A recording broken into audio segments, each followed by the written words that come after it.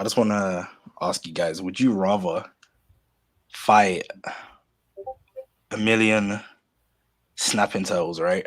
You have to defeat all of them, or would you rather get gang banged by three gorillas? Yeah, what the What fuck? the fuck, bruh?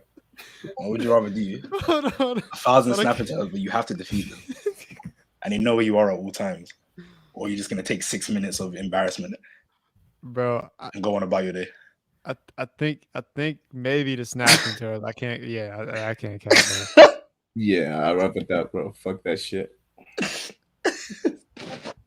We gonna fight to the death. Oh my gosh, that's crazy, bro. Anyway, great way to start That's this off. crazy. All right, bro. That's Cue that intro.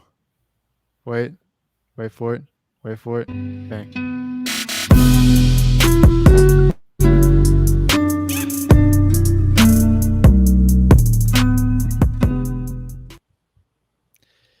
All right, what's up, guys? Welcome back to the Flow. It's your host, as always, River the Flow God.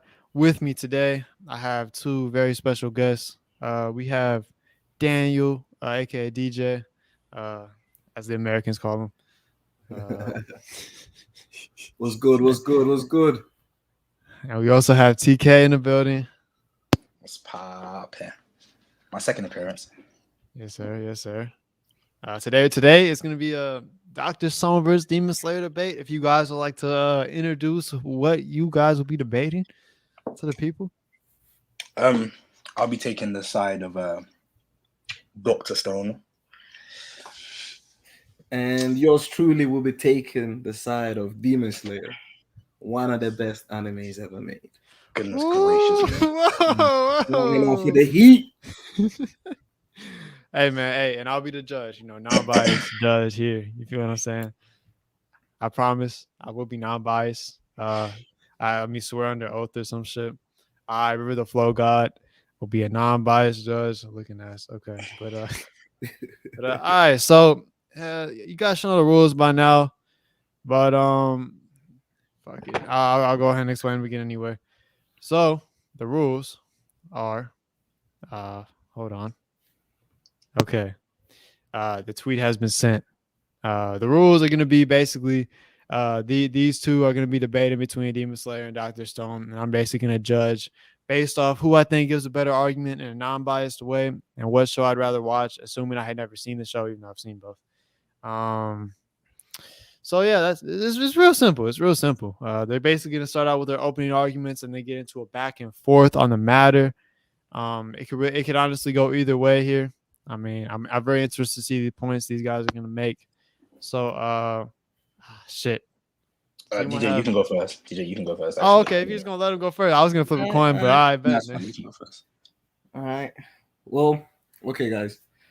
So I'm gonna be talking about Demon Slayer, and I just want to start off with the action scenes of Demon Slayer are crazy good. Oh shit! Hold on. I forgot the time. I bet. Uh, It's 2 minutes. It's 2 minutes. It's 2 minutes. Oh, okay. Yeah, for the opening. Okay. All right. Timer has started. Okay. Like I was saying, the action scenes are freaking amazing. Like the flashy effects, and how each Demon Slayer there's technique has like a personal character. That's what I really liked about it. Tanjiro has the water style, which like whenever he slices something or like he's attacking the demon, there's a water style like that flows like water basically. Zenitsu is fast striking, just like lightning, and then we get Inosuke, like he has a whole style that he invented. He was raised in the mountains. He calls it like beast breathing, and yeah, like for me, the reason why I like Demon Slayer is it's more than just a typical like a bunch of meatheads just fighting, and it's more than that. It's not just all action, and the fights are just focused. It's not more, yeah. It's not just all action, and the fights are not just focused on straight fights. There's more to it. We see like the back ends of the demons when they're about to die and stuff like that. And for me, just like the fighting scenes again, it's just like poetry in emotion. Tanjiro's first fight, for example, with Tomioka, he shows his self-sacrificing nature and the strength of his bond with Nezuko. And unlike some other animes, where the sister is usually the weaker character than their brother. Nezuko is actually strong, you know, she's there backing it up and she can actually hold her own. She actually sometimes they fight back to back. Like Tanjiro actually trusts her like that. How long have I got left? Oh, you got about 20 seconds. Yeah, like that's about it, you know. The mountain train, I really like that too. Like, shit, there's a lot of action, but there's more to come. I'll just take that for my opening statement. Okay. Hey, shout out to Alex in the chat. What up? What up? Trying to show that Demon Slayer love. I don't know how I feel about that, but hey, because I'm not biased, I don't know how I feel. You know what I'm saying? I don't know. But okay, TK, if you're ready to go, you can go ahead and take it away with your opening statement. Reasons, or I'm backing Dr. Stone, and the reason as to why I'm backing Dr. Stone, I think Dr. Stone's better. I'm not going to make my arguments, so I'm just going to make an opening statement. I just think Dr. Stone is more of an interesting concept and story. Yeah, obviously it goes through like science, but it makes science it makes it fun for you to watch, like how they go on an adventure. And Senku's whole thing of basically bringing back humanity and starting from the bottom, bringing it back to where it was at before in modern day society. The cast is fun to watch and their interactions with each other. Like I said, the invention's not boring. They have some tense moments, comedies thrown in there a bit. What else can I really say? It has its like highs and lows. But it's just the reason as to why I liked it is more for the experience of like learning new things, because the science is actually like accurate to real life. It's not like they're just throwing in BS and calling it a day. That they're actually making, you know what I'm saying, sense of what they're doing. And I also like the whole thing versus science versus like brawn they're doing in the stone wars and stuff like that. I also like the concept, or sorry, not the concept, but like the battle between is it Tsukasa and Senku. How Tsukasa doesn't want the adults to come back because of how they are towards children, etc., etc. And Senku wants everyone to come back. Senku's whole dream is to obviously go to space, and he basically just building the world from the ground up. Because, you know what I'm saying, he's smart. They do show his intelligence quite earlier on in the show. But yeah, I'll just say Dr. Stone's more of like, it's just a roller coaster journey. It keeps you kind of like engaged. It doesn't bore me out, me personally, but that's just how I feel. I don't know if you want me to go on longer, but that's kind of the basis. Yeah, that was 2 minutes, so yeah. Okay, time cool. is up. That's fine. Time That's is up. fine. All right. Solid opening statements. I think you guys both said some good shit. You know, got kind of your opening thoughts across well. All right, so I guess we can go ahead and get it started with the back and forth. If Daniel, if you want to respond to TK's opening statement, and then TK can respond to yours as well. Yeah, and go from there. Okay, going on. Dr. Stone. Dr. Stone is a good show, you know. I like it. Like the science behind it's really interesting. Like for me, Dr. Stone is one of those animes that makes you think, you know, like, oh wow, things actually invented. I like it. But Demon Slayer, we're here to watch anime. We're here to watch action. Like if I were to learn, I already go to school for that. I'm in college, you know. Obviously, I'm not taking science classes. It's all fun, you know, but I'm here to watch action. For me, Demon Slayer, the story keeps us interested because we're introduced to blood demon magic. Like that's something new completely, you know. So that every fight isn't boring. You're always seeing like a new demon with a new power. You're like, oh, how is he gonna defeat him this time? You know, and when they go into is this can we say spoilers? Oh yeah. So it's Okay. basically it's just the Doctor Stone anime and the Demon Slayer anime, but yeah. anything from that. I'm only going to be talking about season 1 of Demon Slayer. By the way. Yeah, me too. Okay, cool. Okay, but you guys can use the movie too if you wanted. Yeah, I could, but I just don't think I can be asked. I haven't really made points about that, but I might. Of course, well, it's Daniel that has to make the point, so I don't know. Yeah, it's up to him, I guess. Okay. So carrying on with Demon Slayer, when we're introduced to Asakusa, the main bad guy, basically, we're shown a little scene of him and what kind of a monster he can actually be. You know, he's a manipulator and tricks his followers to do his own bidding. Are you talking about the main antagonist? Yeah. Muzan. Huh? Are we talking about Muzan? Yeah. Okay, cool. Yeah, okay. Yeah. Okay, my bad. Oh, I didn't even know his last name either. I thought his name was Kibitsuji, but never mind. Don't mind me. Okay. But carrying on, like he's a manipulator and tricks his followers to do all his bidding, you know. But not all hope is lost, because with a plot twist, we're introduced to a lady called Tamayo and Yushiro, who are actually good demons outside of his control. And Tamayo is actually trying something new. She's actually trying to free the demons and turn them back into humans, you know, give them their humanity back. And she's working along with science and different test subjects to find a cure for this. And even though we have minimal knowledge of his current location, throughout the first season of Demon Slayer, we're shown flashback of Muzan, psychological hold and intimidation tactics on his fellow demons, you would say, but they actually fear him, and they're almost like they're trying to like make him proud, you know, so like they can stay part of that like circle of these favorite demons. So when you said we're here to watch action, are we talking about like brainless action that makes no sense, or no, like action as in like fight scenes or like parts of an anime that actually has you on your seat, like on the edge of your seat? Like, I mean, me personally, I would say Demon Slayer is more so just like amusing to the eye. And I feel like that's what's blinding you, Demon Slayer fan, from actually seeing what doesn't make sense in the show. If you want me to go into that, I can. If you want me to, I was done with this part, okay, but I want to hear what you have to say about that. We can talk about episode 1 first, because I have points here, bullet pointed. We can talk about episode 1 first. So obviously, the show firstly starts off with Tanjiro carrying Nezuko all bloodied up, and then it cuts back to the past. The present. It cuts back to the present of him selling coal.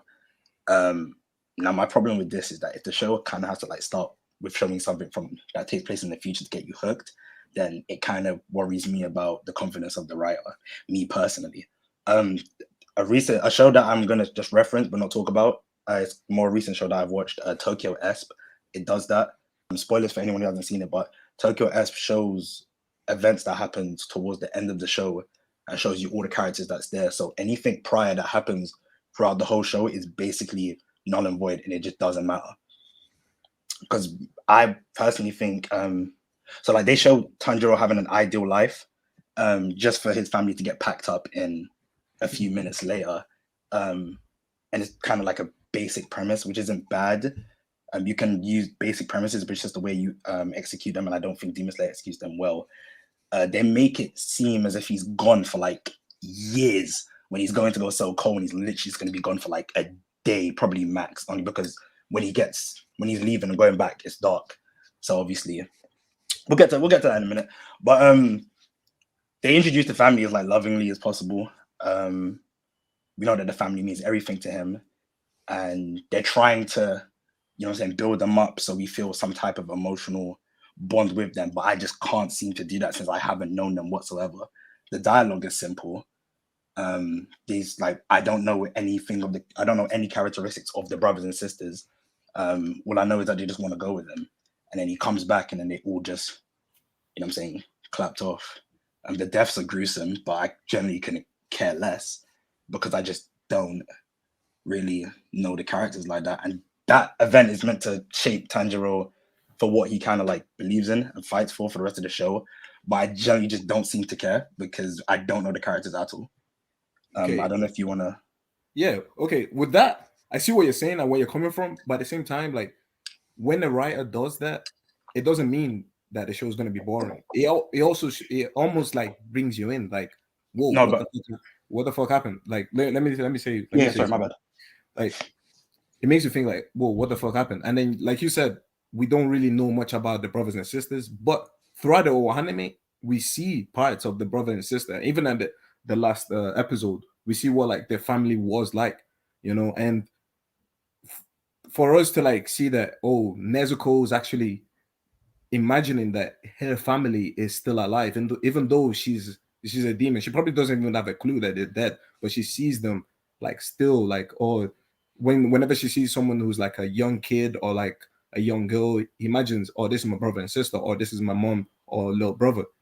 And throughout the anime, you're thinking, oh, they must have a strong bond with their family. Like, I think you got it kind of wrong because you thought like we need to know more about the family, whereas the anime is really not more about the family. It's more about what Tanjiro is trying to do to save his only member of family that he has left. You know, his connection with Nezuko is strong throughout the whole show. You know, even on the last episode when she's like trampled in the spider webs and stuff, like that really shows that no, he's not trying to lose his sister. Like even when he came back from the mountain and his trainer, the guy that trained, I forgot his name now. I'm Urokodaki. Urokodaki, yeah, he tells him, you're gonna carry this burden with you throughout your whole life because your life is basically about you finding a way how to make your sister come back alive. You might lose your life in the process, or she might lose your life in the process. And once that happens, your mission is done. You're gonna die. You know what I'm saying? And that's why I feel like that emotional attachment to his family, his only family he's got left, what really drives us to see, like, okay, how's Tanjiro really gonna achieve this? Because no, it's not known in the Demon Slayer world that a demon can come back alive. A demon can come back to being a human, you know, until we'll get onto that that specifically, them not knowing that demons can come back to life. Because another point that I wrote down is that I wanted to touch on. We don't have to touch on it now because that can be a whole different like thing in itself. We can talk about the cast or whatever in itself. But the main thing I was going to talk on is the characterizations and how flip-floppy they are when it comes to like how they act and their beliefs and whatnot. Because just like you said, they don't know that demons obviously can turn back to humans. Actually, we can move onto it now because it kind of ties in with that next point I kind of want to touch on. But I'll respond to what you said before about the family first. I can understand where you're coming from, and yes, it doesn't. The focus isn't their family, but as shown, the writer is trying to build up or trying to make us feel sympathy for Tanjiro for losing his family, as they're kind of showing their family, like portraying his family as lovable as possible to show how important they were to him. But and I'm sure probably other people would, I just can't seem to sympathize with him when we don't know them at all. And I'll get onto Nezuko later on as well. Quick question. Yeah, go on. I don't mean to cut you off. No, go on. Let's say this, right? you're going, like, let's say you grew up with your family like in the mountain, like away in a little village, and you're going down to the city, the little town, to go sell coal, and then you come back and everyone's dead. How do you think you're gonna feel? Yeah, like you literally see a massacre, you see blood everywhere as soon as you open the thing. But that's the thing. When it comes to stories like this, the writer, they should try to, or should I say, the writer is trying to get us, the audience, to engage and sympathize with Tanjiro. They're meant to keep us engaged. I didn't give a flying Raijin that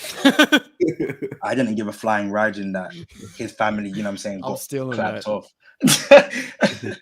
Like, I just don't. I personally don't. I can't sympathize and engage with Tanjiro if I don't know the characters. Like, let's just say, so I'm just gonna use let's say with Jiraiya. Jiraiya is probably the first thing that comes to mind. We kind of bond with Jiraiya and Naruto.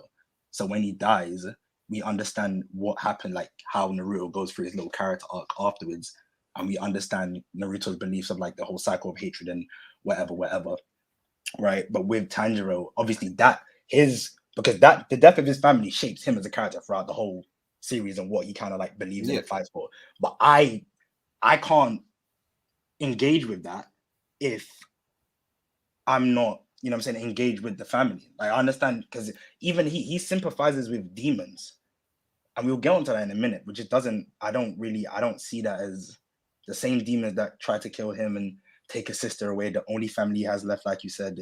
He then tries to sympathize with them and wants to give them a proper burial because he smells them and says, oh, you was peaceful or whatever in your past life. Like, why is the writer why does the writer give every single demon a sad backstory to try and make me sympathize with them? I don't quite understand that one. See, with that, I can say that every demon. This is the thing about Demon Slayer. Every Yeah. demon was once a human, and the thing is, with Tanjiro, unlike other Demon Slayers, Tanjiro has that because he sees that his sister is a demon, but at the same time, she doesn't go through the whole like rage path that she wants to kill every human that's about. But he knows that, yeah, his sister deep down actually loves him. She cares for other people. Whereas with these demons, they don't really care because their humanity was taken from them, you know. And Right, but the why reason do the we? reason why we see those when we see those whenever we see those flashbacks, even with the part where I was just talking to River about it, Yeah, when they were in the room with the demon that could like whenever you hit the the drums. room, yeah, Yeah, and the yeah, room would flip or switch. We see yeah. his backstory, like the man who was like shitting on him, telling him, "Oh, you're a shit writer," all of this might have been his dad or grandpa or whatnot. And for um for Tanjiro to actually like see this and actually feel sorry for him and almost feel sad for him, and yeah, it kills him because of course the other stuff that he's done, he's eaten hundreds of humans, is Mm. still a shitty thing.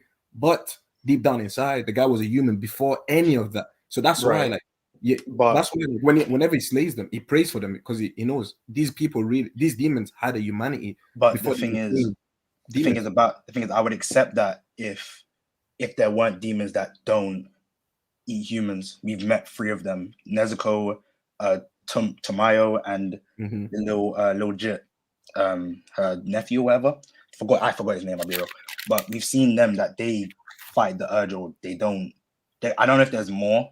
I don't remember the manga like that. I don't know if there's more, but we know three in the first season But, that they don't but those three, demons. out of So those three, Nezuko, she was hypnotized. First and of all, so we know, that's the thing. First off, we can speak on that. I'll get yeah, back to like, that in a minute. No, carry yeah, on with what you're saying. I'll get back to that in a minute. yeah, Nezuko was hypnotized. Lady, what's her name? Lady Tamayo, she was a demon at first, but found a way. We don't know the backstory of how she turned and Mm, like gained her senses. Because it's all is it if you think about it, it's one guy turning all these people into demons. yeah, When he eats the other people, they just die. But when he gives them blood, they become like demons and they can actually live. So with Lady Tamayo, she found a way to escape this like genjutsu, as per yeah, se. With Yushiro wasn't a demon. It was a human being who was about to die, and she turned him into a demon. yeah. She turned him into a demon so he could live. So she obviously like told him, "Oh, you're gonna turn into a demon, but you're not gonna do any of this shit." That's why he licks her ass. You know, Right. he's always around it because he's lost that humanity, but at the same time, he's free-minded in a sense of no, he doesn't want to like eat humans. Mm, Whereas with what's his name, the bad guy Mizuno, he creates demons so they go out there and consume people, yeah. and that's what separates these three. We've not All seen right. other demons who will have like their own kind of mind outside of the guy that created them. Right. Because I was speaking on the whole hypnotized thing. I personally think that kind of just was put in for them to come up with a reason to like I don't know because before we even was introduced to Lady Tamayo or whatever, Nezuko was fighting the urge to not eat demons like for literally like her life. She's like Yeah, fighting the urge and not that to shows eat. that she still had a little bit of humanity in her, And and that was that's before. the thing. But that's the thing though, because she was turned into a demon by Muzan, was she Mm, not? yeah, And she was fighting the urge to not uh, eat humans. She saw humans as one of hers. So I personally, because we'll get onto Nezuko in a minute, because I don't see her as a character at all. She's not a character, but um, she it would have been better for her to kind of go through the whole arc of her actually continuously fighting the urge and then overcoming that urge to eat humans. But then obviously they just throw in potion hypnotizing, you know what I'm saying, now you know what I'm saying, you don't eat humans anymore. I personally think that was stupid and didn't need to happen because it kind of just destroys Nezuko at any chance of her being an actual character because I don't see her as a character. I I see her. Sorry, go on. I don't agree with that statement because even before then, Nezuko showed signs of humanity. Because when what's dude called in the first episode, the guy that was trying to Tomioka. yeah Tomioka, he was trying to like actually slay her, like kill her, and Tanjiro was protecting her, and at that point, Yeah, Tanjiro was really weak, but Nezuko remembered that this is a human being, this is my brother, he's actually trying to protect me, and there's a scene where she's actually standing in front of him like Yeah. well, not standing, like crouching in front of him, protecting him almost, because she still had that humanity in her. Whereas then- with all the demons that we've seen thereafter, is like these guys have no humanity whatsoever. They literally then just in stand episode- with humans. But then in episode 2, when they were attacked by, I think, their first demon, Nezuko, when they went into the house and saw the demon eating the people, and the demon went out to fight Tanjiro, Nezuko was standing at the door drooling. Yeah, and she was fought them. fighting. She was fighting, exactly, and that's what I'm saying. It would have been better if they continuously let it like you know what I'm saying, kept it like that, rather than them just throwing out. Think about it. If you been truly think hypnotized. about it, like apart from Lady Tamayo, we do not know of any other demon in years. Like think about this Mizuno guy. He's been alive for thousands of years, and he's been doing this for a long time. Apart from Lady Tamayo, we don't know of any other demon that can Exactly. actually fight off the urge. So for us to like see I'm making my from the points. early stage that Nezuko can do that and also protect others, I think that's a big thing. Exactly, and that's why I feel like me and you are agreeing. I feel like you're agreeing with me, because that's what I'm saying. It would have been better if they kept it like that, rather than throwing in, oh, she now doesn't eat humans because of the whole hypnotized thing. But that would have been better for her as a character and as the show, like the show as a whole. I see that. I see what you're saying, but at the same time, like for the show to have some spice, they had to make a reason for why Tanjiro had to go out there and find a cure for this. Because now the mission is bigger than just him saving his sister. Now, after we've seen him fight all these demons and actually experience the past, like you've seen Demon Slayer and how he's actually experienced their past and seen what they've gone through when they were humans. We actually say, okay, he's actually out here on a bigger mission. He's trying to like free all demons. You know, we're only in season 1 and we've already been shown so much potential that can happen in this show. You know, I mean, I would say it would be a bit more dramatic if, because obviously after she was given the hypnotized thing or the medicine or whatever by Tamayo, she stopped having an urge to eat humans, right? If I'm not. No, it was before that. It was by what's his name again? Urokodaki. Urokodaki. He didn't even give her anything. He literally gave her he spoke to her. Oh no, wasn't the thing in her mouth. He gave her the thing. No. It's subjective hypnotism. So basically, she was asleep throughout the whole 2 years when Tanjiro was training in the mountain. Yeah. So he was probably speaking to her ear and say, "Oh, humans are actually your family. You should protect them." You know, it's just but then hypnotism. Even that, she for some reason sees Lady Tamayo and Thingy as her family. But they're demons. The demon, but that's what I'm saying. Like, and that's what shows that Lady Tamayo. That's why she cried and she said, "Thank you, Nezuko," because deep down inside, she probably thought maybe I was hypnotized too, and I don't have my humanity. But for Nezuko to actually see Lady Tamayo as a human, that shows that deep down, even Lady Tamayo, she's still a human. So whatever she had to, the transformation she had to go through for her to see that, oh, I want to change this. I want to actually turn demons back to humans. And for Nezuko to reinforce that by giving her a hug and patting the other demon on the head, and Tanjiro explaining to her the reason why she does that, she probably thought in her head, she thought in her head, oh, this demon who can see other humans as a family sees me as a demon, as part of the family, as a human person, you know. And that's why that scene right there, I was like, damn, that shit deep, because you don't know what she, like, Lady Tamayo is going through, because we don't. I thought it would have been better to know. We don't know, because before then we only thought Nezuko was the only demon that kind of had like a humanity, but then we see Lady Tamayo that's a complete demon living a fully human life. Yeah, she drinks blood every now and then, but she drinks blood that's been donated to like people, and that's it. I feel like even then, if she wasn't doing that, she would revert back to, you know, her being. It's the same thing with I can just say make an example with like Promised Neverland.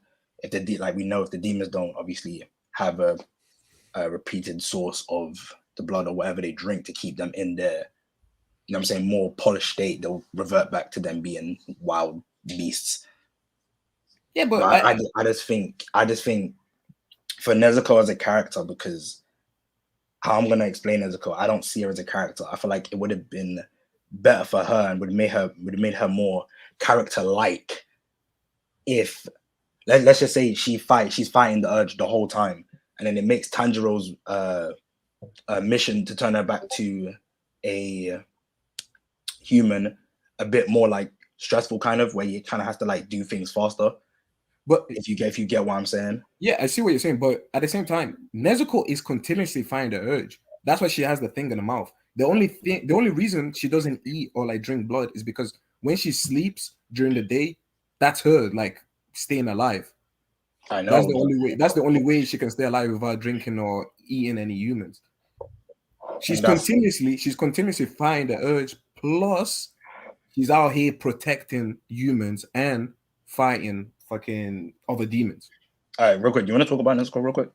Hold on. Let me chime in. Let me chime in real quick. I mean, right now it sounds like all a Demon Slayer. I'm trying to hear some Dr. I ain't gonna lie. I was gonna say the same shit. Yeah, I just want to remind everyone that, I mean, we pretty much are talking about if Demon Slayer is good or bad for 30 minutes. I haven't heard shit about Dr. Stone, so I want to make sure. Sorry, my bad. Hey, I'm back there up. I'm back there. It's been good. Don't get me wrong. It's been a good debate so far. But like y'all, like, come on, TK, what's the Dr. Stone? My bad. What do you want to? You want to say anything about? Hey, right now it's like Pacquiao against Mayweather. I mean, like dodging.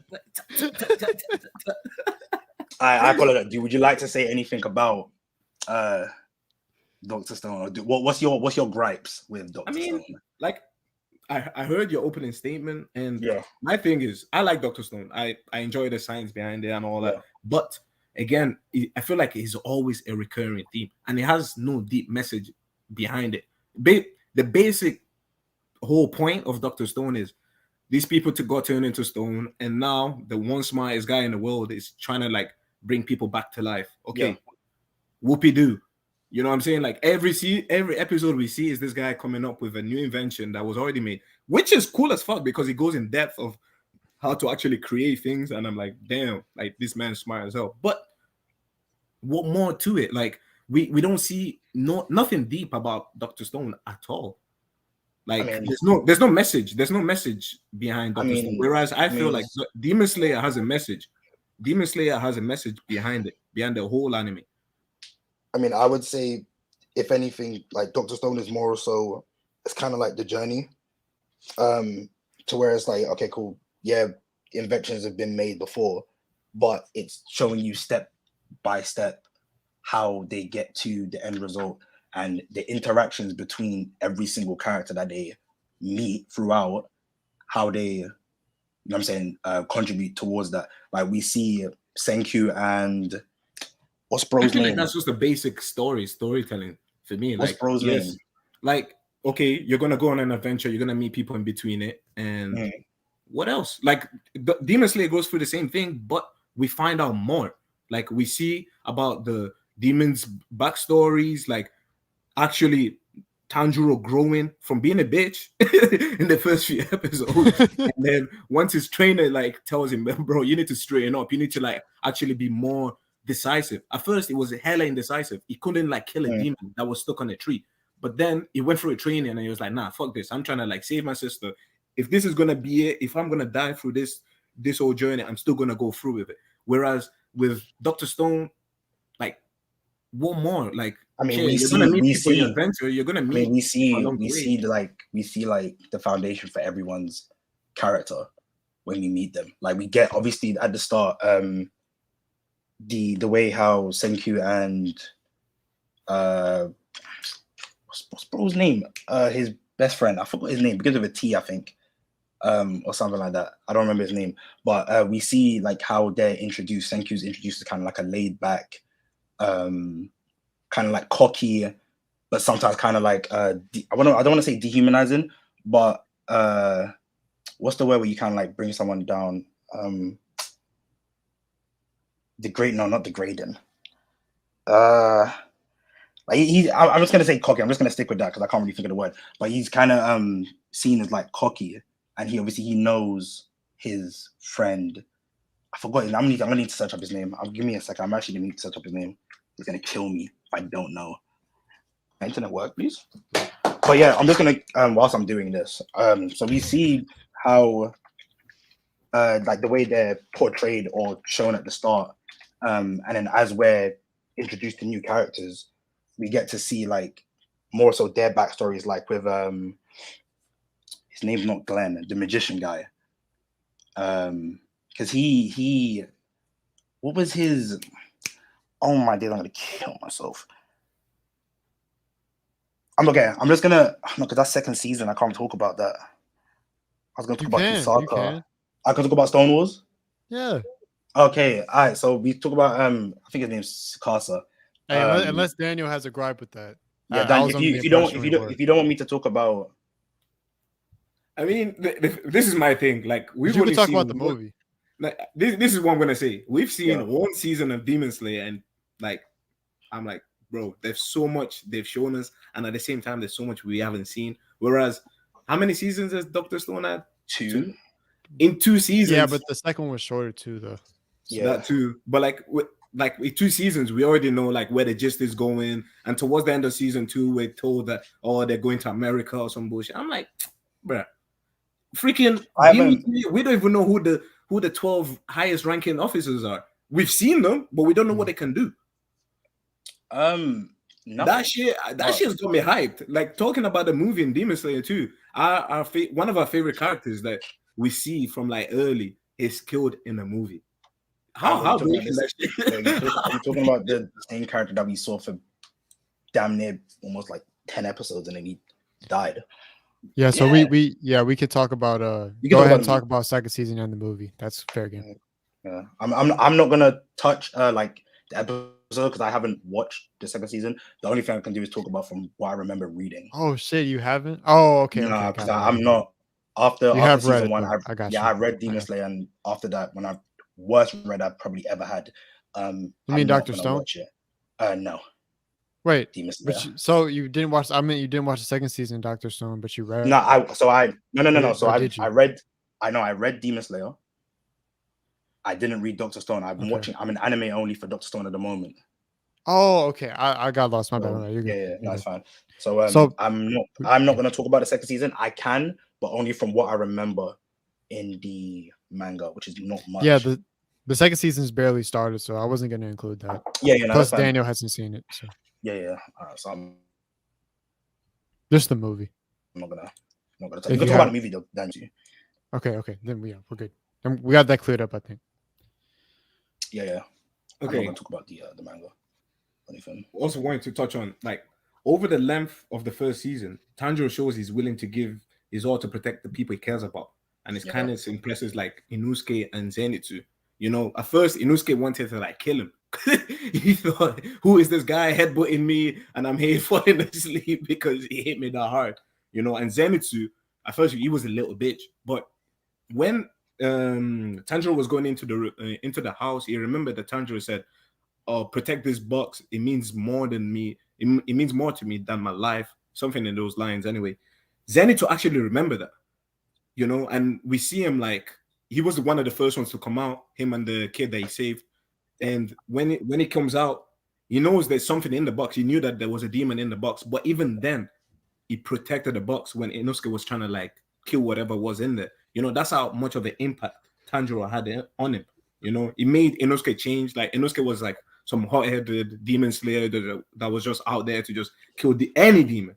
But now, even Inosuke is like, okay, we're carrying a demon with us in this travel, in this adventure, but I have to help her because Tanjiro really cares about her, you know. And even like being around Tanjiro makes people change. Oh shit, what happened? Is he still there? No, I think you might disconnect it. Yeah. Oh shit, I mean. All right, guys, brief intermission. You know, the opponent had to go take a shite. What's good, chat? What's good, chat? How y'all doing today? What's up? Oh shit, bro. Ramen out here bro. Fucking Ken instigating the chat still, bro.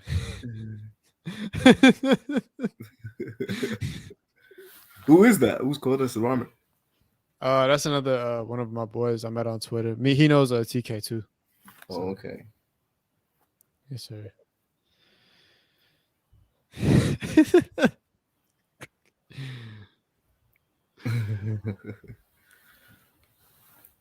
The Giza, the coldest ramen. I do it for my fans, bro.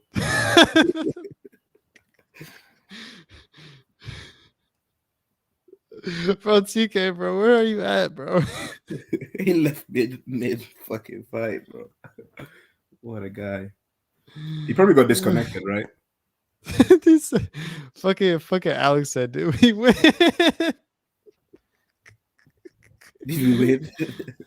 Oh, he's texting me right now. He's texting me right now. Oh, okay. Oh, he said it froze.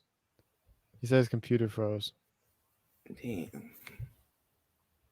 So do we have to wait till it turns back on? I mean, I guess, bro. I don't. He's typing again. He's typing again. Let's see what he says. Let's see what he says.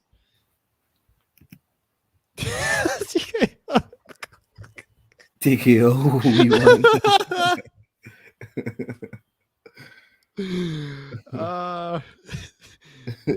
Bro, that's crazy.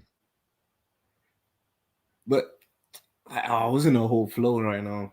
But like, okay, River, you're hearing this though. Like, do you see what I'm saying? Yeah. Like, where I'm coming at, like, Demon Slayer Yeah. really has like a deep meaning behind the whole story. Yes, it's an adventure. Like most animes, I like that, and I feel like Doctor Stone is literally just an adventure.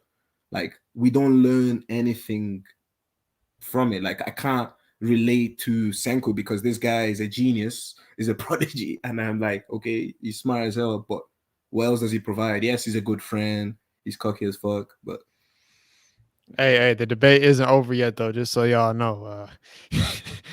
Let's focus talking like it's already over. Daniel, I hear you. I'm just trying to hear some more about what he's gonna say about Dr. Stone, because he's just been talking a lot about Demon Slayer so far. So I don't know.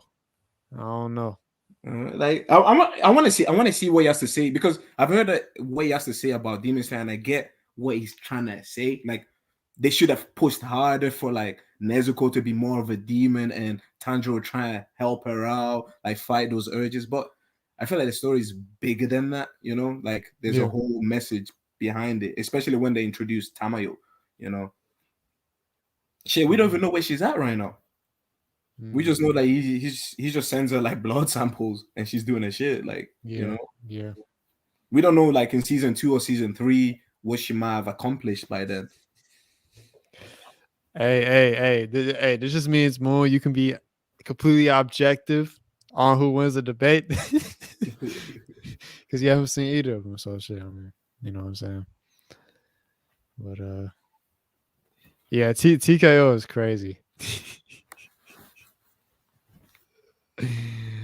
Oh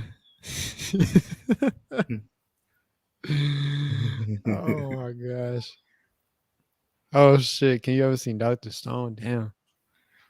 Bro, I TKO'd him in the first round, fool. Hey, here we go. Hey, someone's interested in seeing Dr. Stone after that. So shit. Nah, like 100%. Like, bro, when they go in depth talking about like the inventions, that's what I liked about it. You know what I'm saying? Yeah. Like how they explain a whole how to make like the telephone and whatnot. But I'm like, I got shit to say, but I'm like, bro, I can't say this shit. I have to hold it in, bro. I have to hold it in. It's a whole science lesson all over, bro. Bro, I just can't say what I gotta say because I have to be the judge. I have to be unbiased. I can't give you any pointers in this intermission. So I'm just here like, yeah, I feel you, bro. Yeah, for sure. Oh man, bro, at the end of the debate, I'm like, I don't know if y'all peeped this, but like, I randomly just be making some facial expressions. I just be numbers. Like just trying to stay silent, but just like, hey, Alex, I'm unbiased, bro. Hey, it is. I'm biased my ass. Alex, talk to your boy, bro. Tweak it. Facts. It's tough. It's real tough out here. This man TK still isn't back, bro. What is going on? I told you, money made. He's light skin on the screen.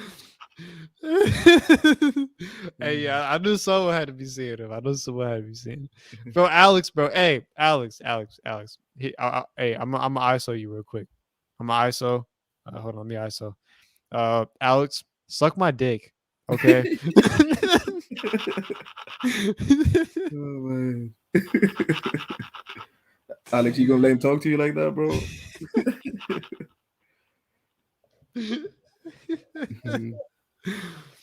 Hey man, how y'all feeling in the chat about the debate so far? I know some of y'all already said who y'all think winning, but hey, people popped in when TK left too, so they haven't even seen shit for us. I don't even know.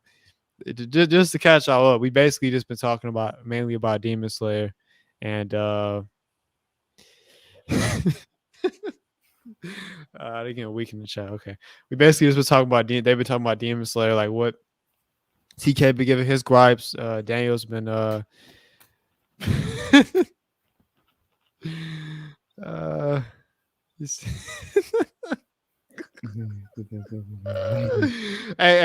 man, he's been on here before. He's been on here before. They know. They already know. Hey, it is what it is. But yeah, we were talking about Demon Slayer, like well, TK's giving his gripes, Daniel's been responding. Basically, so far, that's kind of how it's been. It's been a while. Hey, Alex, speaking facts, just giving as it is.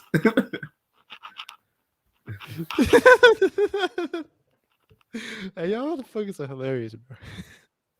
His favorite series. Hey, he be bro in our Twitter group chat. This man be shitting on Demon Slayer all the time, bro. Like every time Demon Slayer gets brought up, this man just shitting on it every time. Who, TK? Yeah, Man, I feel like that's part of the reason that he came on here, just trying to like give his like negative points about Demon Slayer right off the like, gate, just because like all in all, we can like talk negatives about all different animes. Like we all have our own Yeah. personal animes, like negatives on anime. But I feel like he just has this shit on Demon Slayer, and I'm like, I ain't gonna take that. Like deep down inside, like Demon Slayer is dope as fuck, bro. Like it does. Doctor Stone comes nowhere near it. Honestly, in my honest opinion, nowhere near it. yeah.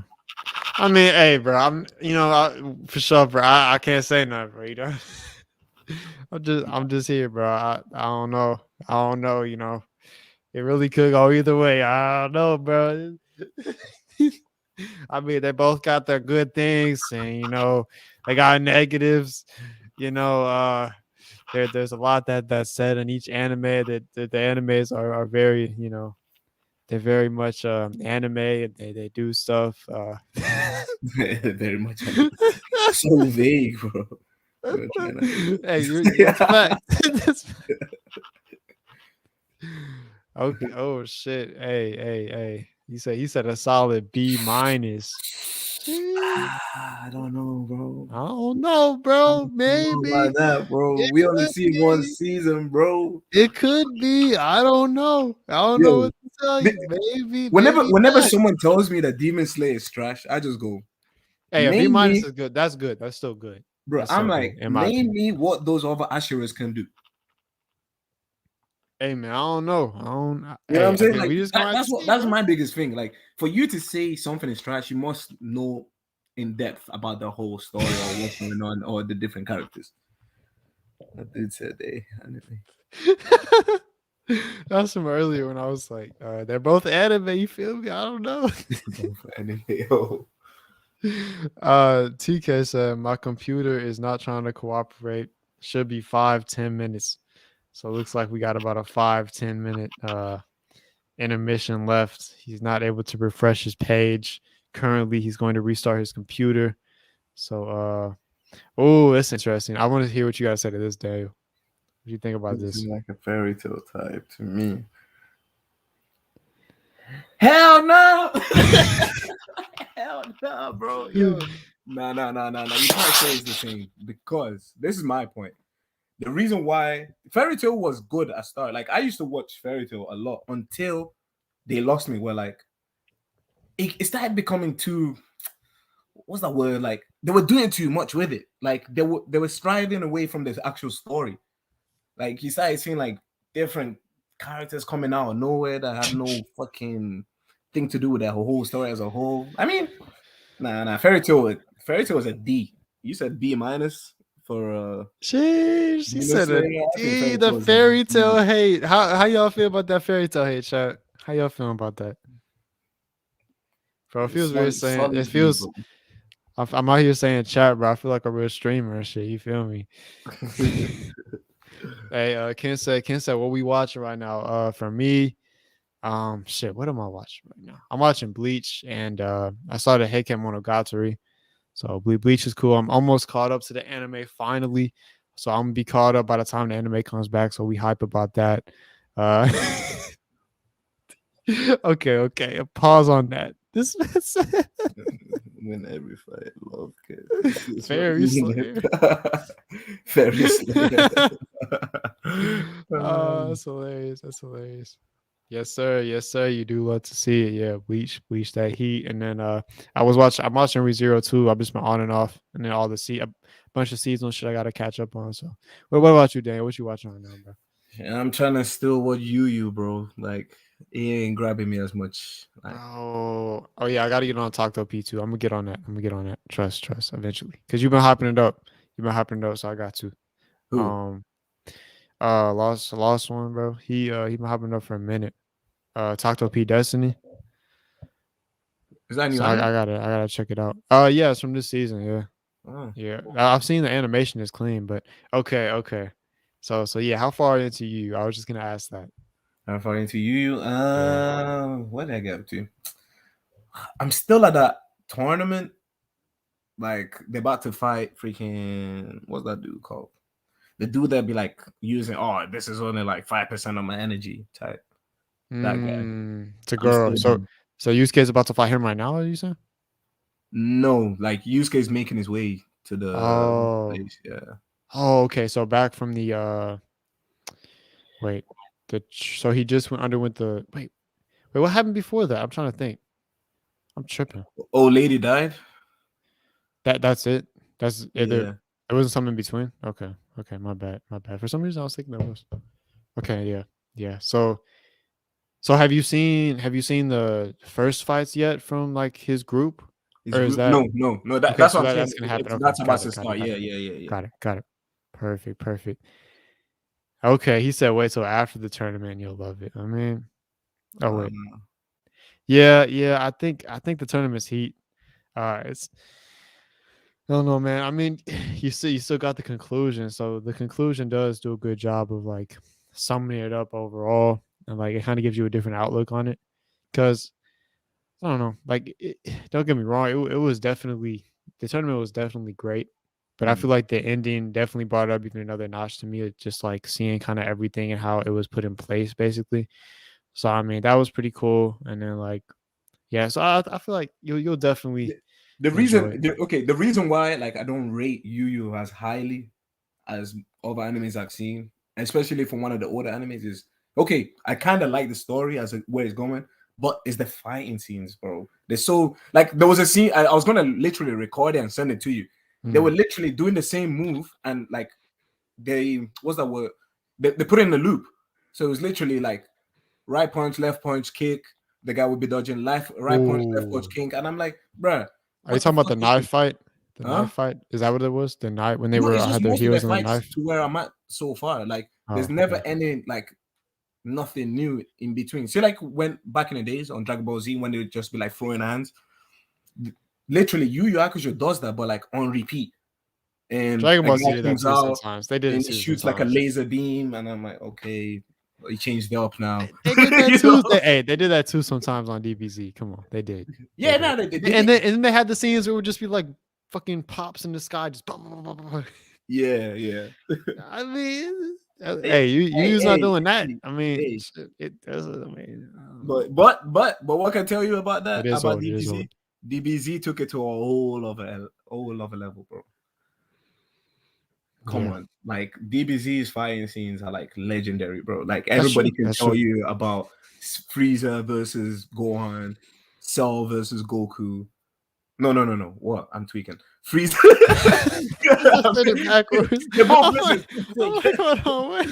Frieza versus Goku and Cell versus Gohan. Oh my gosh, You bro, know. Alex, bro. Yeah, those fights are heat. I'll say the Tagoro Yusuke fight that you'll get to eventually is good. The other fights are good as well. I think overall the Dark Tournament does a good job of like building up its characters, like not just the ones you Yeah, like haven't got into yet, but like previously. Mhm. I think is good. Like even like one of the worst like rounds they had with the monster guy and how he had like brainwashed the three dudes or whatever. You know what I'm talking about? The He had monster guy. brain he Oh had yeah, yeah, yeah, brainwashed. yeah, yeah, Yeah. yeah, yeah, yeah. Even that, like their backstory, like that kind of hit. I was like, damn, that's fucked up. And then it was like That shit was that sad. that was even really good. I feel like they built up the characters well, and that's probably the worst round. I mean, I think, Yeah. Yeah. or maybe the first round. The first round was kind of hit or miss too. I think. No, maybe not. Might be tripping. I just don't remember it as well. But hey, in the next arc too, the next two arcs are both really good. I will say the ending of Yu Yu is slightly rushed, but I think it still does a good job. You can just tell it's rushed a bit, but Mm. because I think the Togashi had there was something like with the manga, like they were like pushing him to finish it or something like that. I can't remember exactly what happened, but it was something along those lines. So he had some issues with that, which caused it. CK says he's about to join back up. So yeah, he is he might be here soon, guys. The wait will be over shortly. Hopefully. I want to hear him say more about Doctor Stone other On than me, on me. If he just comes back and silence. starts You know talking what I'm about saying? Demon Slayer again. Yeah, like come on, like right now it's just sounding like a hater to me. Like I'm not saying he's a hater, but like Yeah. I'm just saying Really. I'm just hearing negatives about Demon Slayer. Like, bruh. Mhm. I understand it. I understand it. Let me hear why you like Doctor Stone so much. You know what I'm saying? Like I've already told you why I like it, and I still got stuff to say. But let me hear why you like Doctor Stone other than just the science Word, and inventions. Because word, that's what I word. said. Like that's what I like about Doctor Stone, and that's the one good thing he has going on. Apart from that, Mm. it's really Have fiddle. you seen the second season yet? You saw it? Yeah, I seen the whole Okay. thing, Okay. bro. I said to I ask. seen I said you to ask. freaking.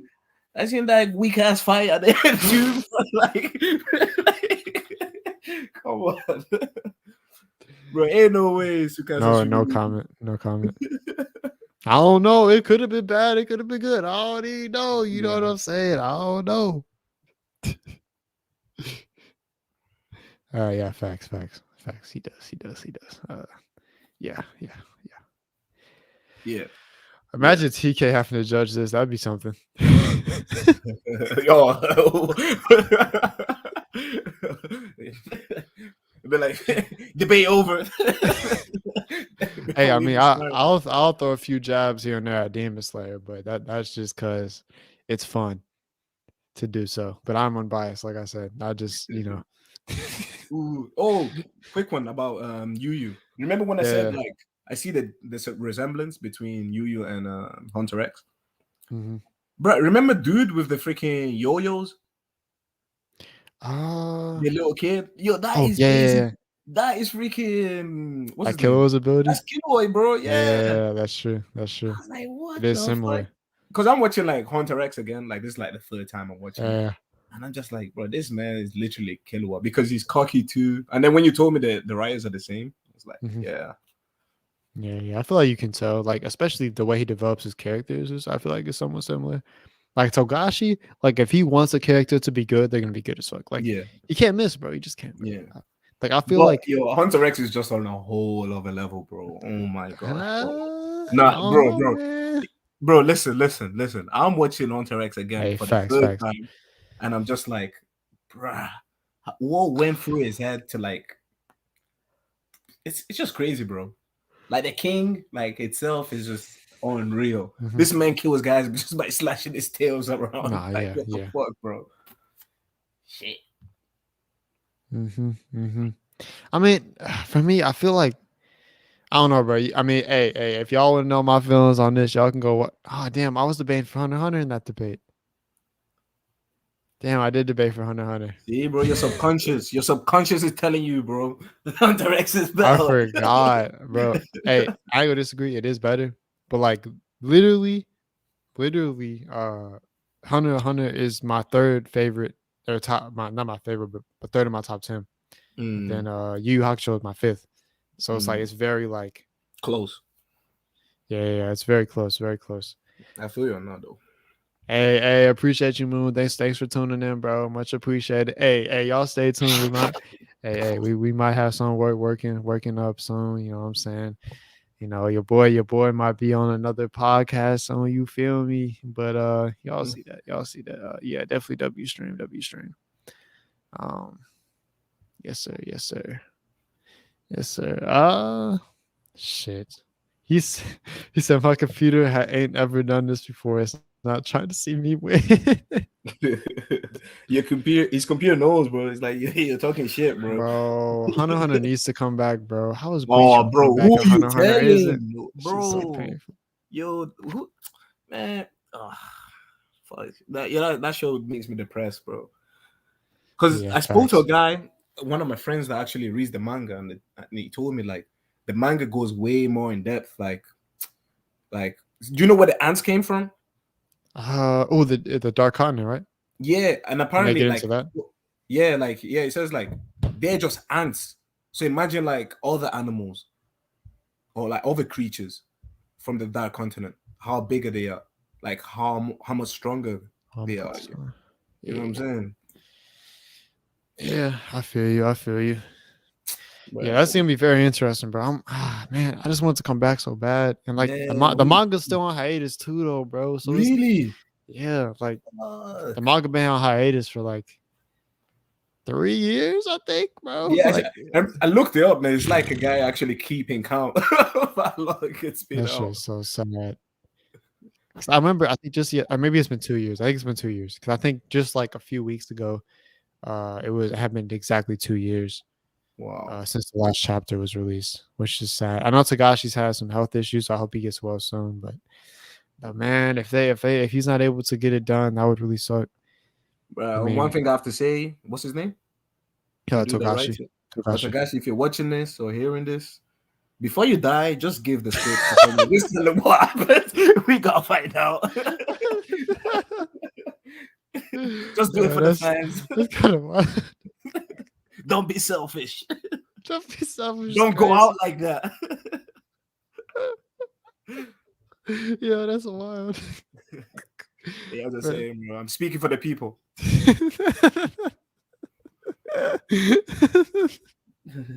Hey, I mean, I guess, yeah. Bro, do you know how pissed I'd be if Oda died? The dude that's writing One Piece. Yeah. Bro, I am gonna. Oh boy. Bro. Oh boy. He's back. He's back. Oh shit.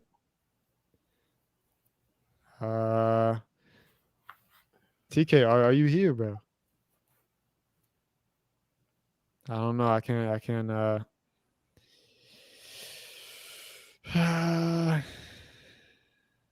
can't hear you. I don't know what's going on. Bro. That's crazy. Hey, that's facts. I ain't gonna lie, Ken. That's kind of facts. He kind of is, bro.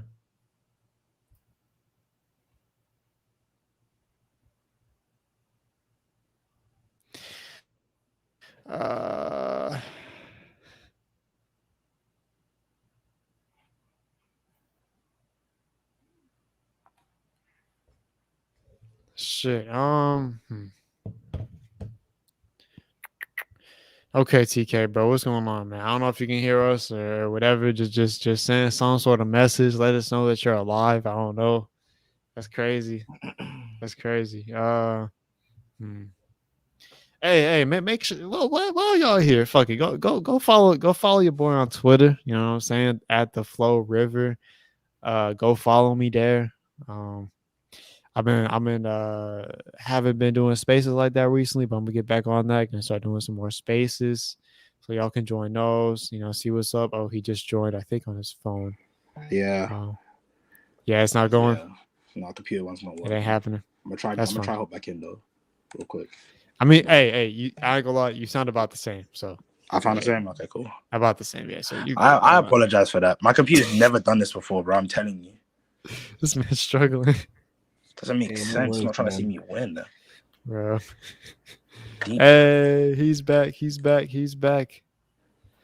We got the That hype was in the what, chat. 20 minutes, 20, 30 minutes, or 20 minutes. 20, 25 minutes that I took. Yo, TK, your computer was trying to tell you, bro. Yo, Demon Slayer. Bro, I don't bro, bro, I don't know demons what was attacked going your on, computer, bro. I really don't know what was going on, bro. I'm telling you. All of a sudden, my mic's not working. My goodness. Okay, cool. All right, cool. All right. Cool. I guess we're back at it. We're back at it. Okay, guys. Okay. Wait, what? No. No way. Oh wait, is this computer working? Did you say? Hello. Okay. Yes, Yeah. it is. It is. Yeah. Oh sorry, shit. As soon as he Sorry. says fucking enjoys on the phone, the computer starts working again. Ain't that some shit? This shit's so stupid. All right, so I guess to get back into the debate, I don't want to leave the people waiting too long because we left them waiting for a minute. Yeah. Okay, so hey, but we got some good talking points though. Shout out to the chat. Make sure y'all hit that notification bell if you're watching this past the stream, so y'all can be notified when we streaming. Because y'all could be able to interact like this, talk with us and shit. You know what I'm saying? That's it's pretty fire. I feel like, but yeah. So okay, so basically, to this point, we had still kind of been talking about mainly focusing on Demon Slayer. So really, Yeah. TK, we kind of came to the conclusion while you were gone that we really want to hear you go more into Dr. Stone. Yeah, that's fine. So go ahead and take it away. All right. So I personally think Dr. Stone is more of a original story, whereas certain shows kind of use kind of like the same tropes over and over again. I think Senku is an amazing protagonist. He's not kind of like he's not like overpowered like others. He kind of tends to not get involved with confrontation as he's trying to bring back humanity. Yo, TK, quick one. Sorry to cut you off short. What do you mean he's not overpowered? He's the smartest man alive. Yeah, no, but I'm talking about in terms of like physical, like strength, because he uses smarts and tactics in order to win his battles, but he's not like overpowered like certain other like protagonists. His smarts isn't overpowered because we've seen him get overpowered by Tsukasa multiple times. Tsukasa basically damn near killed him. But obviously, since he's smart and the whole crack in his neck thing, he came back to life. So he's not necessarily like in that sense smart. And I think that also then goes into the whole thing of science versus power, or whatever you wanna call it. Kind of one of the themes that Dr. Stone explores, and kind of past versus future, as Senku wants to rebuild the past world, whereas Tsukasa wants to look more towards the future and not bring the adults back. And that's how their confrontation kind of started. And they kind of then obviously go more into that and to see if their ideologies will be able to live with one another, which obviously it doesn't. But then obviously in season 2, we come to we get the reason as to why Tsukasa has been doing the things he's been doing, obviously due to his little sister, and his little sister was basically on death's door, which obviously was touching in my opinion. We kind of see this like person who's trying to go after the main character. Obviously we don't know his reasons at first, and then we come to understand him more, and his reasons behind his actions, and we can kind of more sympathize with him. That's basically kind of like I wouldn't say the gist of it, but it's kind of like where I would, before I explain more with whatever you have to say, is kind of what I would, I'm saying, put forward, if you have anything to say. Well, with me, it goes back again. Like, I still feel like, as much as I like Dr. Stone, I still feel like it lacks substance. Like you said, we see why Tsukasa was doing all of that, and then Senku turns him, and then too. Like Tsukasa is now a good guy. So with Dr. Stone, like I feel like they've run out of what they want to do already. Tsukasa was like the main big like villain, and now he's defeated. We see his backstory, why he was like that. He's a sweetheart. You know what I'm saying? I mean, I forgot his name. my page is loading right now of all the characters. I just don't remember. I swear, his sister comes back alive at the end of season 2, right? Yeah, and then they put Tsukasa in a fridge to preserve his life because he got stabbed by, or he got betrayed by what's bro's name? I'm literally looking right now. Oh, they gotta run away, innit? No, it was Hyoga, because obviously Hyoga, since Tsukasa is obviously the strongest, the strongest primate on Earth.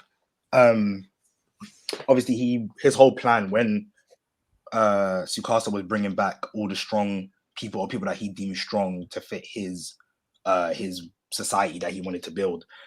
He brought back Hyoga, and Hyoga was kind of like plotting on Tsukasa from the start.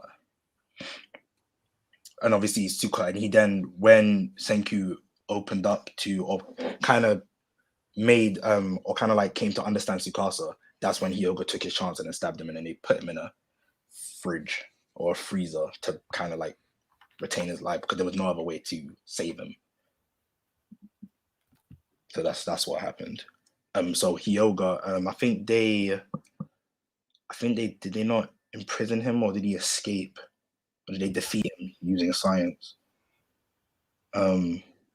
Because I don't know what okay, you don't have to chime in, but River, the last episode was when they put Tsukasa in the fridge, right?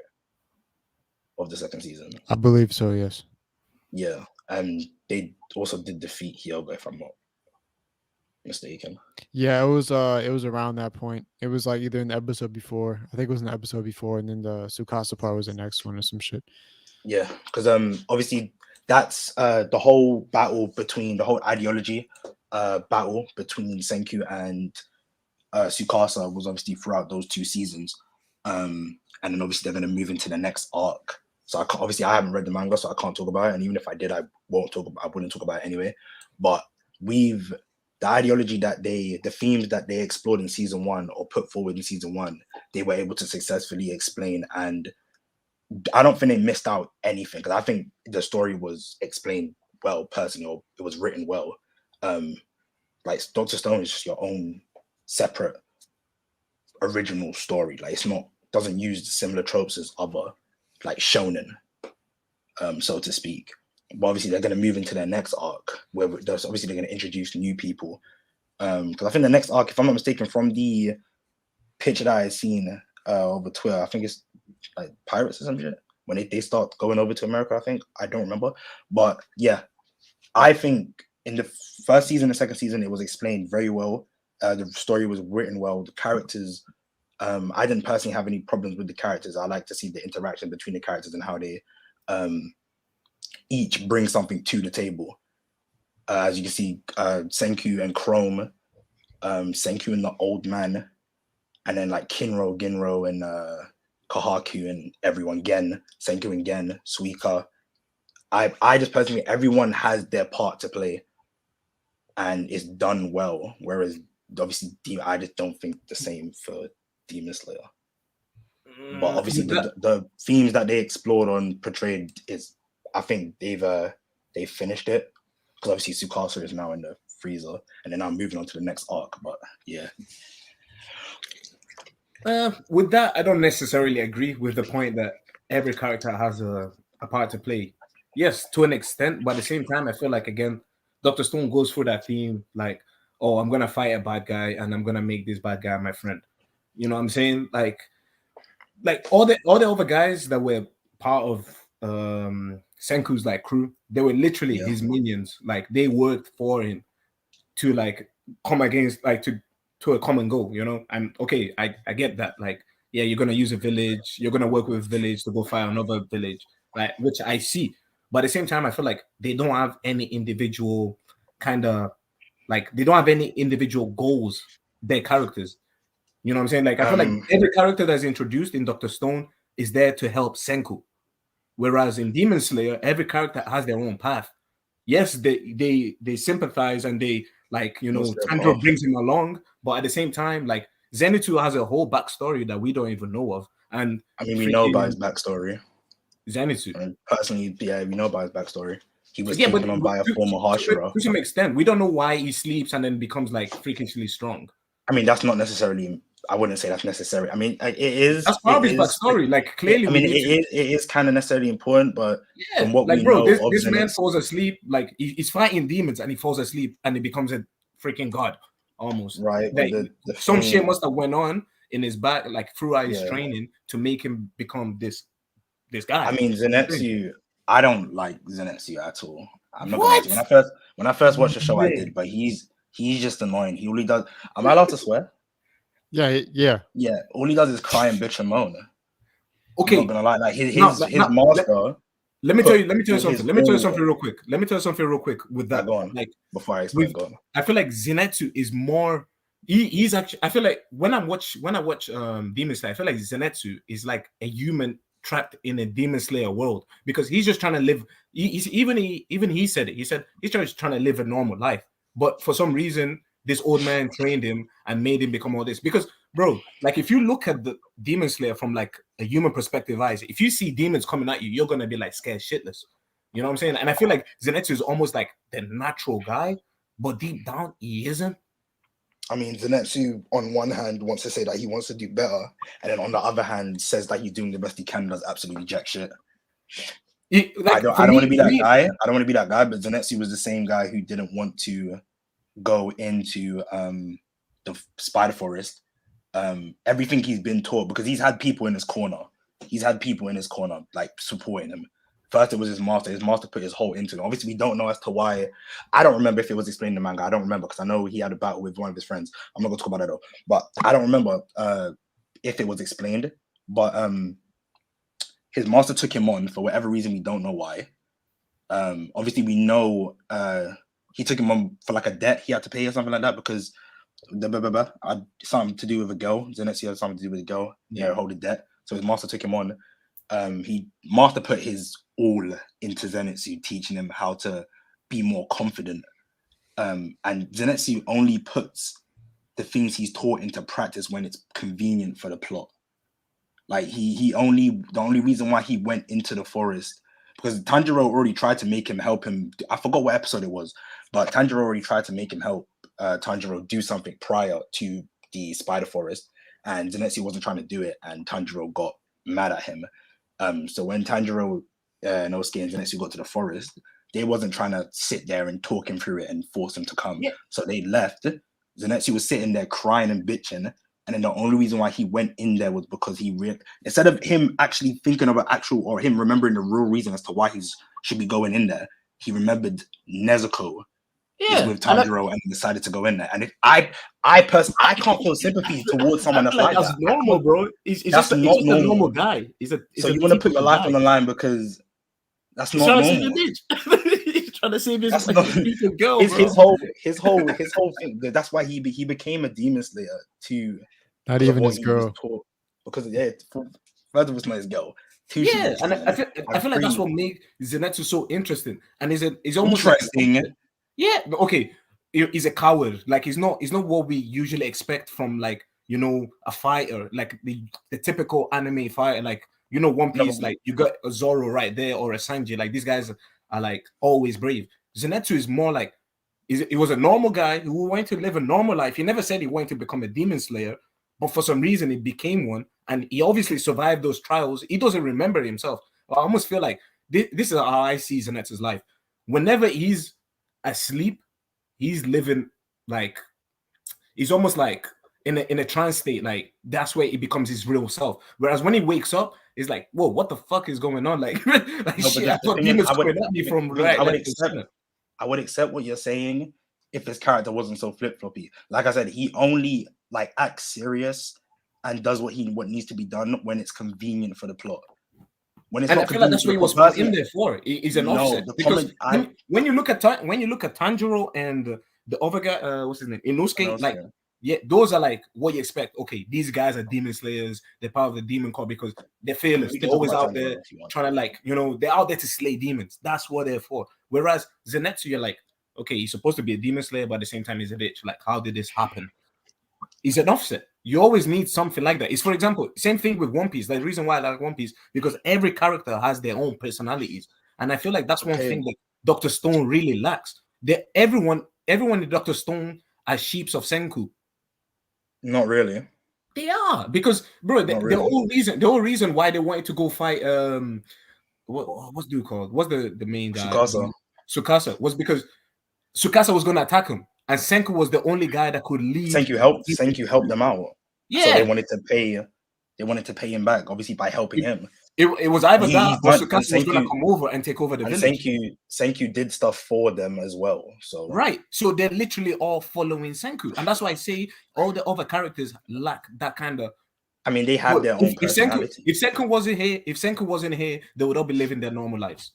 Whereas in Demon Slayer, I think they were planning to. No, I think they were planning to go to the village regardless. It's just that Senku happened to stumble across it. No, who was gonna go to the village? I think Tsukasa and then was gonna go to, because they had the girl on lookout. On lookout, yeah, bro. That's what I'm saying, bro. I'm saying. But I think they were going to go to the village regardless. Yeah, like Tsukasa, because they were old people there, and obviously Tsukasa was going there to take over, and he also knew like I think he knew that Senku was there. Yeah, he realized he realized so obviously Homura is the girl, the lookout.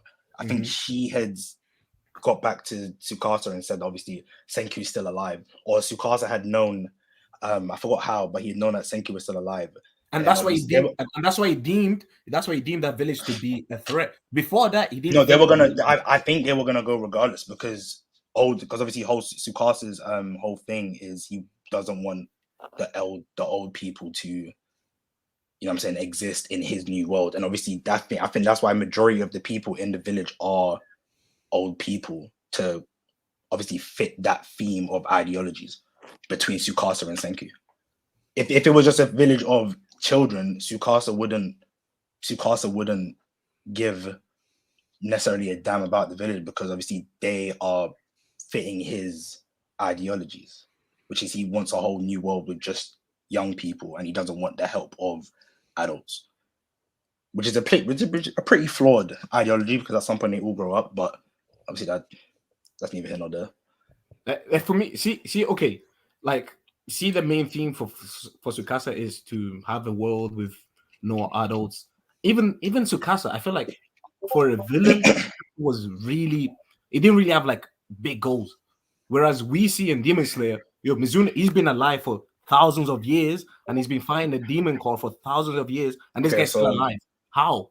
So let me ask you this, because we can talk about Muzan. Muzan is a terrible antagonist. We don't know nothing. We don't know anything about him. No. We know bits of him, and the little bits. The questions we have are not answered. What are his ulterior motives? Because really and truly, that's one thing.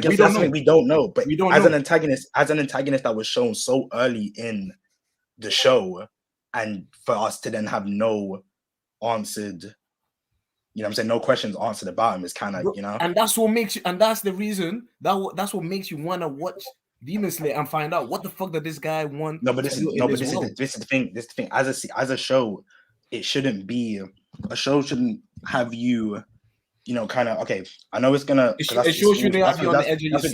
That's with all stories. All stories are obviously not gonna show everything straight away. But for an antagonist that's shown so early and does absolutely nothing, really and truly, why is he in hiding? You're saying he doesn't do anything. He turns people into demons. Okay, but this is the thing. I was just about to touch on that. Couldn't he? Because what, you're gonna tell me he was just going for a little midnight stroll and ended up, you know what I'm saying, stumbling across Tanjiro's house? He can literally. Why is he in hiding? He can literally, if he wanted to, he can summon up enough members, turning people into demons. Because who's gonna? Okay, cool. Because the Demon Slayer, he's the only one that can turn demons, by the way. Okay, let's not forget. Okay, but the Demon Slayer Corps is getting weakened. It was stated in the show that they're getting weakened and they don't have enough recruits. If he wanted to, he could summon up enough demons to his army and just go on a full-fledged attack. Who's stopping him? Bro, the Demon Slayer Corps is there. Like, I don't get what you're getting at.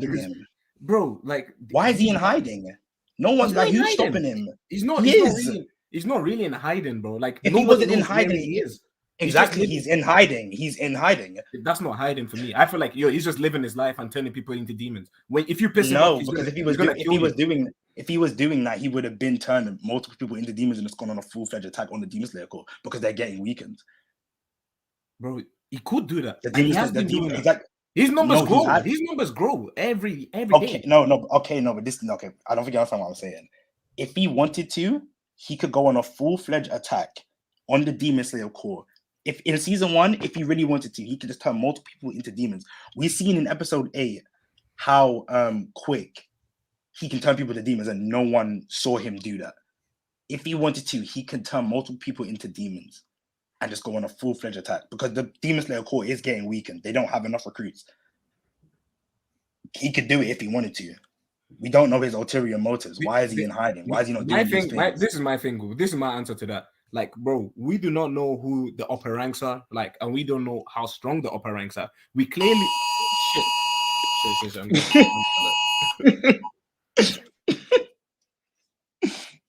Amber Alert. You good? Okay. I had to mute real quick. I was like, Jesus. Yeah, like I was saying. Yeah, I lost my train of thought. Okay, the upper ranks, for example. We saw the third upper rank. I think his name was Akaza or something like that. He managed to kill one of the highest ranking Hashiras. Yeah. Like that. And he's like, I think it was like top 3 or top 4. So there's a reason why like those the upper ranks like stay in a certain place or they're doing their own thing. I feel like the whole motive behind Muzan's thing is bigger than what we can think of or even imagine. Because I don't think he's just out there to kill like the Demon Slayers. I don't think so. Because real quick. If he was out there just to kill Demon Slayers, he would have attacked, like you said, he would have attacked the Demon Slayer. Real quick. I'm not gonna lie to you. He has a whole family, bro. I'm not gonna lie to you. This is actually very hard for me because I obviously know his reason because obviously I've read the manga, but obviously I have to, be at the point of someone who's just watched, as if I've just watched the first season and that's it. It's hard because obviously I've read the manga, but obviously I'm trying my best. I feel you. I'm speaking based on I don't read the manga, but I'm speaking. It's fine. That's what I'm saying because obviously I know his reasons, but obviously I have to act as if I haven't read the manga, which is tough, but I'm trying my best. But yeah, sorry, what was he saying? My bad. Shit. That's me. Like, what I have to say. This is how I'm gonna end. What I have to say. Like, the fights against the demons for me in Demon Slayer, like they always come to like a bittersweet ending. You know what I'm saying? Like you always feel some type of way. The demons are painted as beings that we can sympathize with and have a comprehensible motivations. You know what I'm saying? But at the same time, it's not an excuse because most of them have killed dozens of people and will continue to do so unless they're killed. But Tanjiro carries out that task with kindness, and we often see him pray for them after he has killed them. Because he knows the pain that they have gone through. You know what I'm saying? And also, the thing is, he actually doesn't. We're shown their backstory. Tanjiro doesn't know anything about them. He just smells them and then comes to a conclusion that whatever, and then wants to give them a proper burial, which doesn't make necessarily sense. Like you can empathize. Like there's a difference between empathy and sympathy. Because we saw Tanjiro in episode 6 or 7 when he went to the village and then the guy said his girlfriend went missing and Tanjiro told him to keep going and obviously live his life. The guy started attacking Tanjiro and Tanjiro didn't retaliate. Because obviously we as an audience know what Tanjiro has been through. Tanjiro just gave him a smile and, left it at that, which he's empathizing with the guy. Tanjiro, for some reason, decided to sympathize with demons.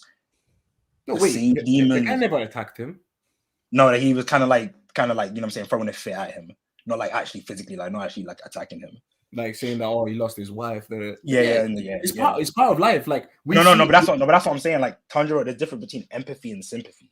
Tanjiro is empathizing with the guy, whereas Tanjiro sympathizes with demons. Yeah, he sympathized with Rui and wanted to give his mum. His mum literally snapped the necks of the Demon Slayer corp, some of the guys in this regular black suits. He snapped their necks right in front of Tanjiro as he was about to save them. He then gets mad at that, and as he's about to kill her, she stops and wants to die, and then he gives her a peaceful death. Why? You see what she just did, but you want to give her a peaceful death? But it's still Slater, right? No, but he didn't. He wanted to give her a peaceful death. Wait, whose mom? She tried. Who are you talking about? Rui's mom. Rui's mom. Wait, You know? Okay. Do you know when she's sitting on the rock in the kind of like the center of the trees? Yeah. Yeah, and then Tanjiro Tanjiro's about to save someone like the underclass members of the Demon Slayer Corps, and she snaps their neck. Mm-hmm. Right, kind of like right in front of them. Basically, like kills them in front of Tanjiro. Tanjiro gets really mad, and as he's about to kill her, she accepts obviously her death. Bro, and then Tanjiro sees that and then tries to sympathize with the demon, as the demon killed multiple people in front of him. So they're taking lives, and Tanjiro wants to sympathize with the same demons that's taking human lives. Bro, this is the thing though. She's not really living a life. She was a human at first. Bro, don't you remember when the kid comes, her son comes in there and goes, why have you not killed the demon slayers yet? What's taking so long? I'm gonna tell Dad. And she gets scared. She's like, no, don't tell him. Yeah, because he's been abusing his whole family. Yeah, exactly. So that's when Tanjiro was about to kill her, he felt sorry for her, and she almost accepted it. Like she didn't even try and fight back. She was like, and that's what I'm saying. But he's taking my life, which is fair, bro. Because but she just Tanjiro was able to see that shit. This woman has gone through a lot, and she has killed people. But at the same time, I feel sorry for what she has been through, which makes Tanjiro is a human. Bro, like deep down inside, like if you've been forced to do a bunch of dumb shit or kill like people, and I have to kill you, I'm still gonna feel sorry for you because so it wasn't up to you. If someone just went on a mad killing spree, right, and then accepted their fate and wanted to die, would we as human beings feel sorry for that person? IRL? Not really, unless we knew that person was getting controlled by someone and he couldn't do anything other than they can though. How? Nezuko was doing it before she got the right. But that's one, and that's what I told you, and that's what I tell you. Like Nezuko, Lady Tamayo, and Yoshiro, they're three unique demons that have been able to do that in thousands of years. Okay, exactly. And if they have a choice, so does everyone else. It's not that they have a choice. They were able, and they had enough willpower to fight this demon, this guy that turns everyone to demons. Exactly, but this is okay. Bro, if 3 out of 100 people can do something, does that mean that every other 97 people could easily do that thing? No, I don't think so. Possibly, but obviously we've been shown through they can do it. So why can't other demons do it also? Bro, we've been shown like through our history that a lot of demons weren't able to do that. If they weren't able to do that, and only 3. Okay, who was we shown that demons aren't able to do that? Like to turn back into themselves. No, like kind of like fight the urge. Like who was shown not to they can't do it. Who was shown that can't do it? All the people that turn into demons, that like eating people. No, but who was shown that can't do it? We don't know if they can or can't do it though. Bro, you're going back to Nezuko with this. I see what I understand what you're saying, but at the same time, I'm not going to go back on that. I've already spoken about Nezuko. So who else? I think I'm talking about because obviously Tamayo and her nephew, they have to drink blood. They have to drink blood. They drink minimal blood that's donated, so they don't. Yeah, but they have to. And plus, the blood that they drink, they make sure that like they're not drinking blood of people that know that could die. She mentioned that. Sorry, what? She mentioned that. She said she made sure that the blood that they've taken for themselves is from people that have enough to give away. Yeah. But they have to survive one year. They haven't found right now, from what we know on Demon Slayer, we don't know of any other way apart from Nezuko sleeping for demons to survive other than drink blood. It's they could possibly do the same thing. We don't know. And that's what Tamayo is leading to. She's trying to like change that narrative. She's trying to change people back into humans, or possibly make them control their urges.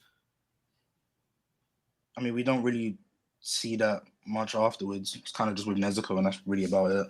Yeah, and because and this is the we thing. see the two, because we And see this the is the two thing with Demon right Slayer, bro. after that. We're waiting to see that. We're waiting to see No, that. but the thing is, right after that though, they get into a fight with two demons. Right Who? afterwards, the whole of them is the arrow demon and the girl with the balls. But no, we see all of that after they defeat them.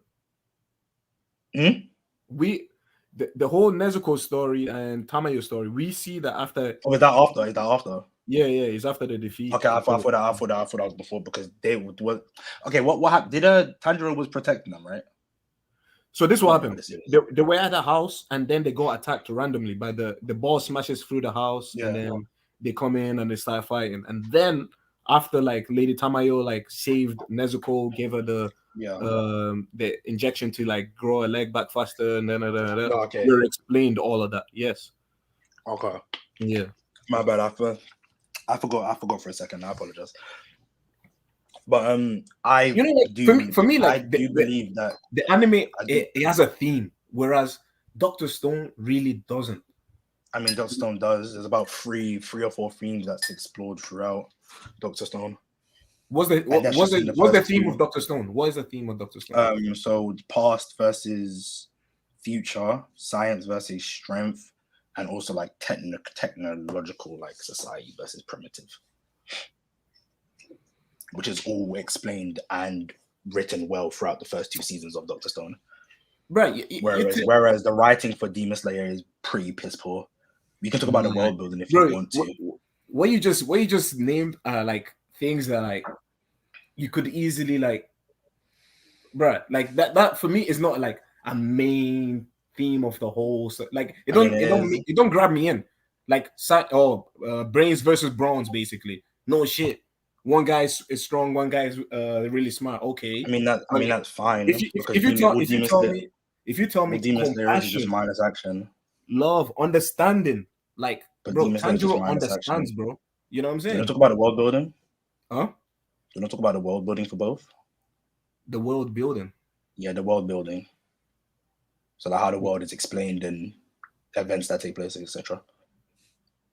So like, okay, so example would be, I personally think the world building in Demon Slayer is horrendous because do you remember the wisteria flowers? Yeah. That keep the demons inside. Obviously, it's demon repellent, basically. Yeah. Obviously they bloom all year. What's stopping the Demon Slayer core? Because obviously we know that people are starting to go missing even more and more, and the Demon Slayer core is getting weaker and weaker.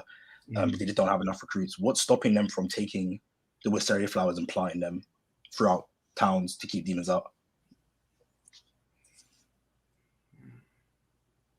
And if you were to sit here and say, oh, then there wouldn't be a show, why introduce a concept like that to begin with? I mean, my only answer to that is that shit, for them to go around the world and plant freaking flowers so they can say, oh, demons are never gonna attack it, it's gonna take forever, bro. And also going back to the whole Demon Slayer core reducing.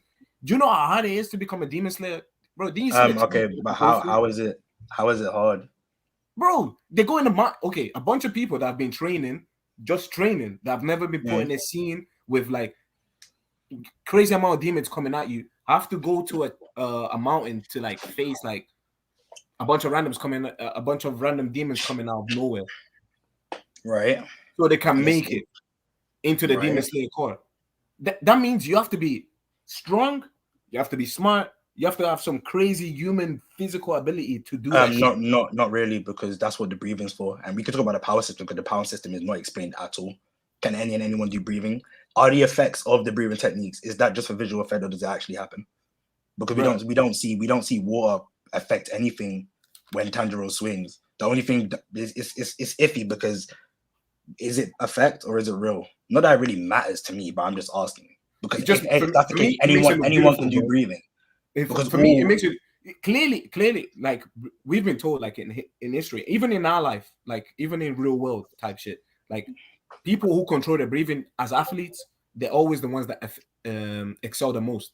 Like even before taking a free kick, Ronaldo does that shit. Like, so that means anyone in Demon Slayer.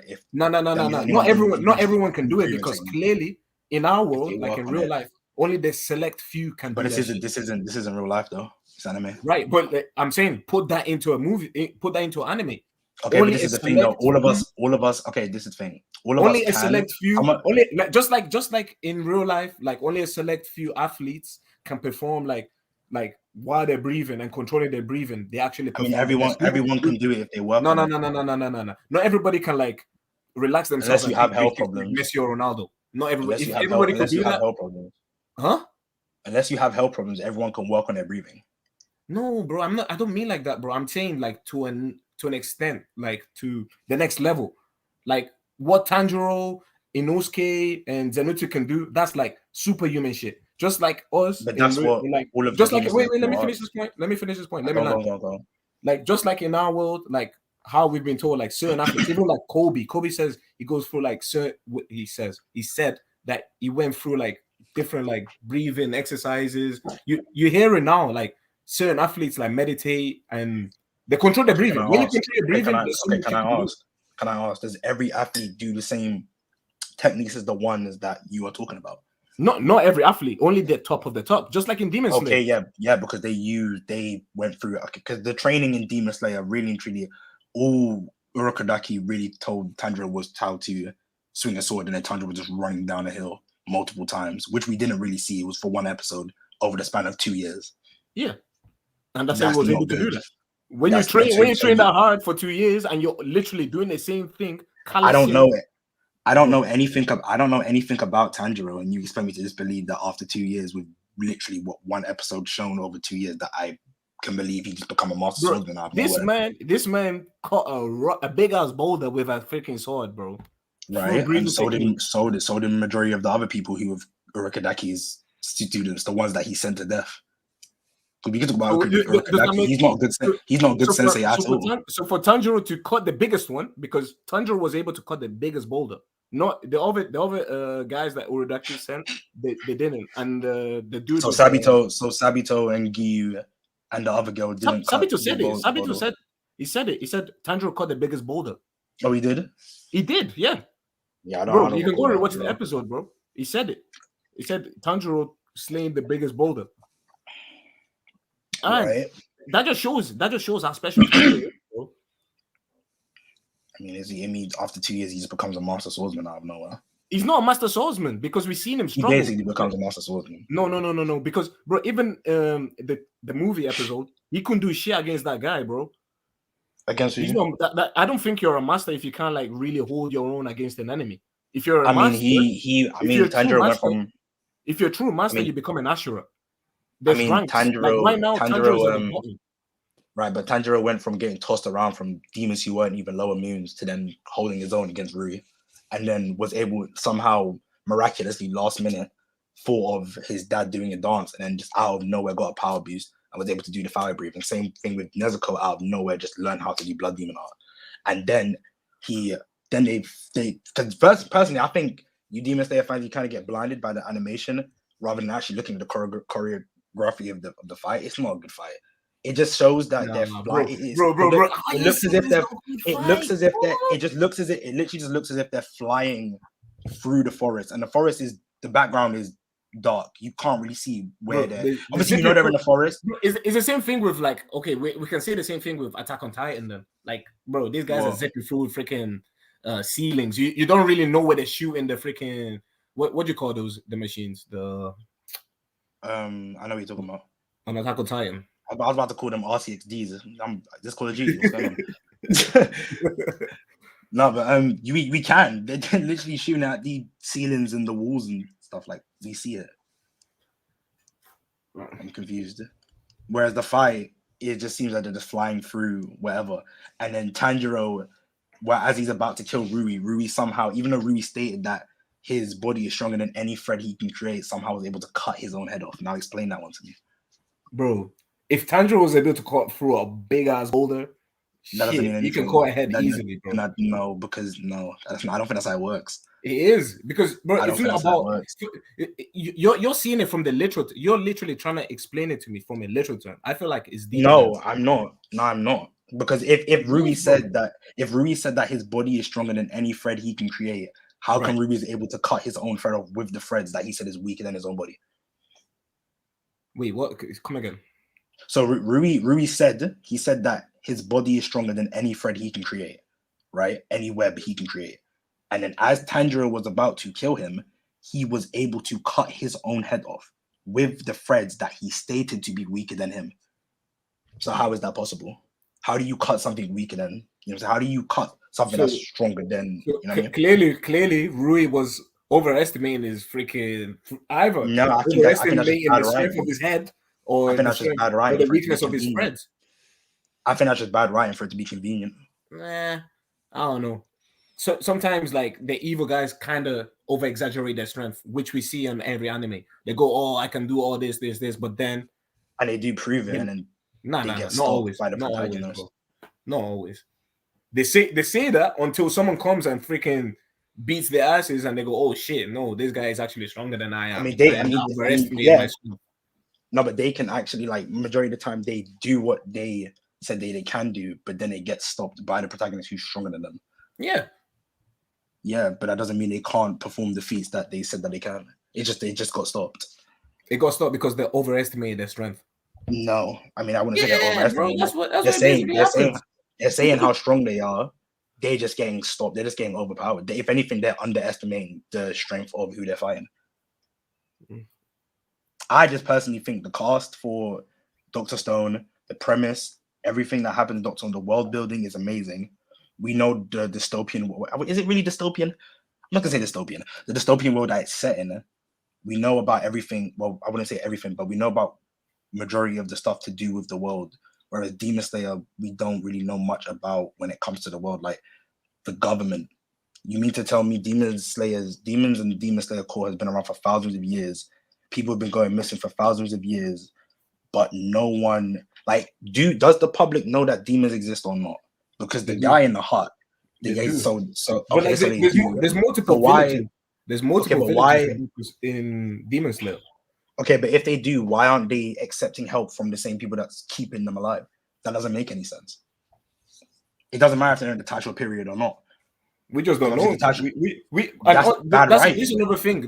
If you have to ask these questions about the world, that's bad writing. No. But bro, again, Demon Slayer has only been one season. Like there's a lot of problems within the one season. Yeah, no. I'm not saying there's a lot of problems. I'm saying, bro, we've not been explained certain things. For example, like you just said, like the government doesn't accept the help of the Demon Slayer Corps. Why? There might be a backstory to that we've not been told yet. It's as simple. I don't know if you know about Japanese culture, but Demon Slayer is set in the Taisho period, where samurais aren't obviously allowed. That's why they can't walk around with swords. That's why in episode 26 they got chased by the police because they can't walk around with swords. But if that's the case and people have been going missing for years, I'm talking literal thousands of years, why haven't they been recognized by the government? If literally for thousands of years they've been saving their lives, it doesn't make any sense. And the thing is, people know that the Demon Slayer Corps and demons exist. Bro, or some people. Bro, we see in a world today, bro. We see in a world today, like there's so much shit that goes on behind the scenes that the government knows, but they don't do shit about. There's kids. There's multiple. This isn't real life though. But no. Like in simple terms, it is to some extent, bro. It is, bro. You can compare them. We can. We can compare them because the government works in the same way, bro. In our world, there's fucking kids that go missing all the fucking time that nobody ever finds ever, but the government don't do shit about it. Just like in Demon Slayer, there's fucking people that go missing all the time, but now because it's an anime, there's actually a faction of people that is out there chasing these demons and trying to change the world for the best, but the government won't accept their help. I feel like you're just rather. I feel like you're rather trying to just let this bad writing slide and compare it to real life rather than actually combating what I'm saying. I don't think it's letting it slide. I just think it's an anime, and I just think they're gonna have some fiction to it, but at the same time, don't get me wrong. Don't get me wrong. The animation for Demon Slayer is amazing. Don't get me wrong, but I feel like that's actually just blinding you from actually seeing the problems with the show. It's not, bro. It's just like if I were. This is the thing, bro. Like I've got some negatives about Dr. Stone too. Like for me personally, when I'm watching an anime, I'm not trying to watch an anime to freaking learn a science lesson. So you watch anime with your brain turned off? Huh? So you watch anime with your brain turned off? No, I'm not saying that. But okay, go on, sir, my bad. Like bro. Like I'm watching Doctor Stone. The only thing that ever excites me is okay. Oh, they're explaining this, that. But then apart from that, the whole storyline lacks In what? a In what? lot, bro. In Huh? what? In what? Like for example, action and meaning of the whole story, bro. Okay, these people all turned into stone. Some of them came back alive. One guy came back alive. This guy Mhm. doesn't want the others to come back ever, so he starts destroying them. So he starts bringing people who are either as strong as him or strong or just below him. And then you have this other Yeah. guy that wants the humans to come back. He wants the others to come back, and now Yeah. they've got like beef. Yeah. It's a battle Bro, of what beef, ideologies. dude? What It's a beef, battle of dude? ideologies.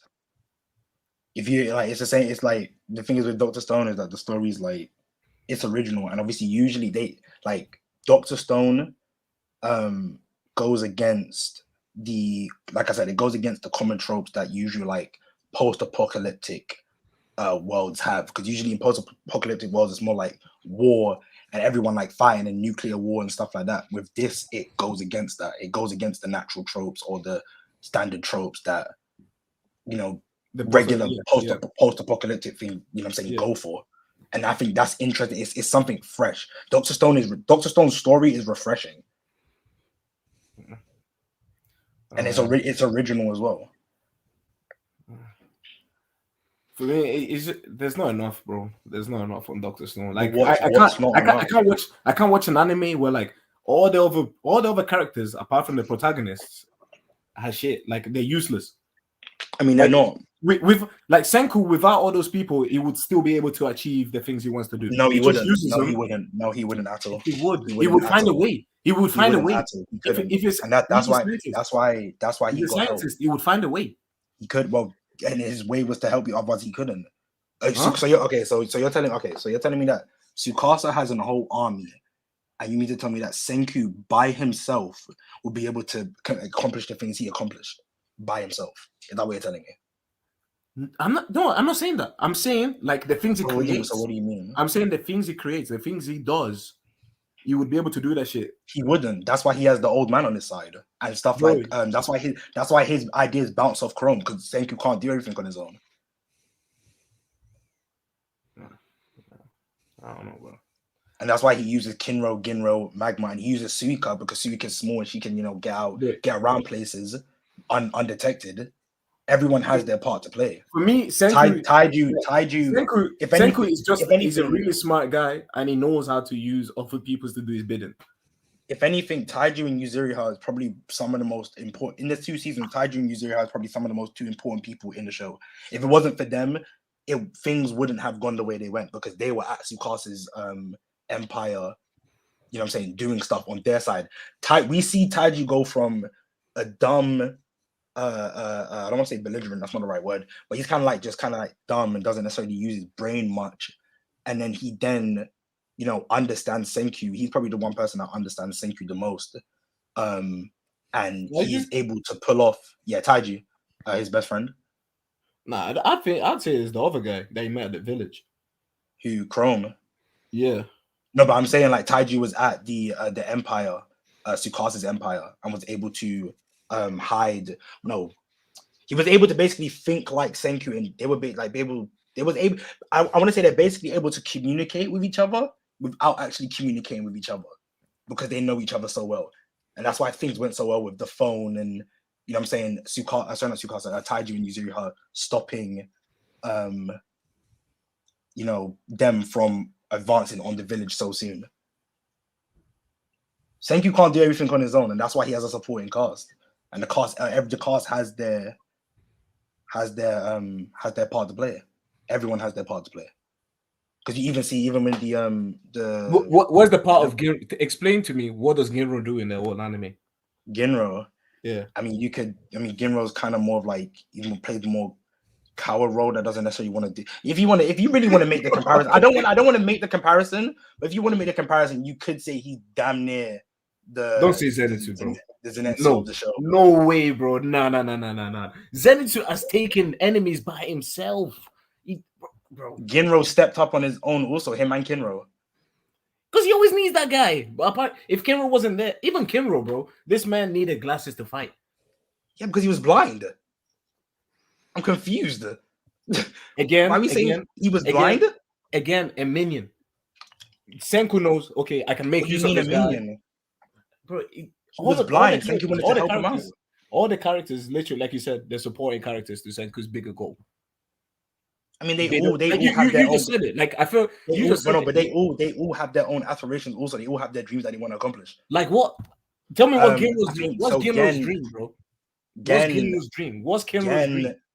What's Okay, Gen's can I- dream? Gen's a Gen- snake. No, Gen. Yeah, What do you mean let him talk. Gen's Let a him snake? talk. Go on, my bad. What do you mean Gen's a snake? Bro, Gen just Gen wasn't- goes. He goes for the people who he knows that, like, okay, if I stay on this guy's side, I'm gonna do well. I'm gonna stay alive. No, Gen wasn't fucking with Tsukasa to begin with.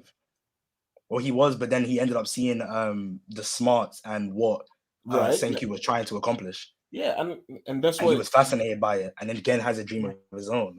Well, kind of like a dream of his own. bro. Gen's dream is to drink a bottle of Coke. I mean, no, I mean that was it at the start. Like he wanted to, like he wants to go back to the society that Senku is trying to complete. They all do. That's why they rock with Senku. And it's the same thing with the Empire, the Justice guy, Yo, the orange haired dude. He stopped messing with. Well, he wasn't really on the side. He was kind of just there for like because he had his whole thing with like justice because he was a part of the police force prior to the world turned into stone. But he like after seeing that Tsukasa was just using him. Because if anything, Tsukasa is using the people. Because Senku, okay, at first Senku kind of does, but Senku opens up to them more, whereas Tsukasa doesn't. Tsukasa's whole thing was to do that for his sister. Tsukasa's whole ulterior motive was to do everything for his sister. Yeah, Senku's big goal is like, yeah, to bring everyone back. And what he does well is that he finds one thing that you like and brings you along because he knows he can create that shit. Like, for example, yeah, Nikki, and that's what the girl Nikki, for example, Yeah. she wants to hear her favorite like artist. sing. Yeah. You know what I'm saying? Same thing with Yukio. Yukio wants to like, I forgot what his shit was again. I forgot. Anyway, Yukio again? Yukio is the guy with the hat. The dude that could hear from far away and shit. Yeah, him. But that's the thing though. They were going along with Tsukasa because it was convenient for them because they know if they were to go against him as they were at that time, it wouldn't work. So then when they then get, because Yukio died, right? Did he? Yukio die? No, Am I tripping? I think he's still alive. Am I tripping? I will double check that. Y'all can keep going. But yeah, whether or not he died or not, but they all knew they couldn't go against Tsukasa as they were. So then when they then find out what Senku's actually trying to do, they stop following Tsukasa and go along with Senku because Senku was able to convince them what he's trying to do. Because Senku, even though it's about ideologies, Senku's going a more passive route, whereas Tsukasa just wants to outright kill Senku and everyone, regardless, because obviously they oppose him. Whoever was opposing him at the time, stopping him from his goals, would hit the bucket. Whereas Senku, when they went to war, Senku said on terms, or like my terms, we're not killing anyone, regardless. He was trying to avoid death at all. Like he was trying to avoid anyone dying. Even Hyoga, they didn't want to kill Hyoga. Yo. Real quick, I think Yukio, we thought he died and then he actually didn't. I think that's what happened. It didn't really say when I looked it up, but like that's what I think happened. Okay. Because I know he got hit by something. Because it was during the war. Wasn't it? I think it wasn't Hyoga. It was either Hyoga or Tsukasa that threw a spear at him or something like that. I don't remember though. I don't remember. But regardless of whether, it's not really important if he dies or not. Yeah, fair. With the point I'm trying to make. But as I was saying, like everyone, people on Tsukasa's side was for Tsukasa until Senku So they realize that Senku has the better, plan, because they with what they want, Senku is able to bring that, and Senku's shown that multiple times, such as he was able to create the coke, make the music, and he brings them along with them, and then Tsukasa was then able to understand what Senku was trying to do, and then Senku helped him out by helping his sister, which ultimately led to Tsukasa's downfall. Tsukasa lost a battle of ideologies. Obviously, I don't know if he's dead yet, but Tsukasa lost a battle of ideologies. I personally think it was written well. Me personally, the adventures they go on throughout, it's not boring, whether it's science or not. Because that's what I thought. I thought it was just science. It's like, science. I don't care about science. It's education. But the way they do it is interesting. No character I don't like. I would say the only character that I dislike is the little guy that's with Magma. He doesn't really do much, but that's not really his role. Yeah, but everyone has a role to play. Whereas Demon Slayer, everyone does have a role to play, but they're just not written as well. I disagree. The world building is better. The plot is original. How many times have you seen a Monster of the Week anime? How many times? How many times have you seen a Monster of the Week anime? But it's more than that, though. It's not just a Monster of the Week. No, but that's what it is. Whereas story. Daniel, I also want to hear your rebuttal on what he was saying about whatever you said first. I forgot exactly how you phrased it, TK, but I want to give you a chance to respond to that. Basically, everything I said about just what I just said, the whole rant I just went on. But go ahead. About can you repeat the whole rant I just had with the characters and stuff. About the characters? Yeah. I think he was saying how Dr. Stone's are written better in terms of some characters are written better. Yeah. In terms of their role, I guess. With that, inconsistent. With that, I feel like again it goes back to what I was saying at the start with Senku, like good guy meets bad guy, or I can come like this is my ideology, follow me now, and bad guy gets turned. You know what I'm saying? That's like the same with Demon Slayer. Demon Slayer, it's not though. It's not. Because the thing is, at the end of the day, Tanjiro knows. Okay, this guy. Let's just put him in simple terms. This is a bad guy. Oh, they've had a shitty past. I feel sorry for them, but this does not give them an excuse for what they've done. Just like with Dr. Stone, like bro, like Nikki, Yukio, like all these people, yet they're literally on Tsukasa's ass, and they were willing to do what Tsukasa was telling them. If Tsukasa had told them, no, we're going to war today, instead of waiting all that time, they could have just went and attacked him without ever speaking to Senku or ever hearing about him. Because they was following him because they couldn't go against him. It's not they couldn't go against him. They were for him. They agreed with what his ideologies were. Yeah, because they didn't have a choice but to. What do you mean they didn't have a choice but to? They were intimidated by Tsukasa. They can't go against Tsukasa. They're part of the Empire for a reason. They weren't necessarily Tsukasa never intimidated any of them. Tsukasa literally said, I brought you alive because this is the world I'm trying to. He explained his ideology to them. And then they agreed. They said, "Oh, I see what you're saying." Yeah, no, he didn't. Okay, he didn't use intimidation to get them over their side, but they couldn't go against what you were saying.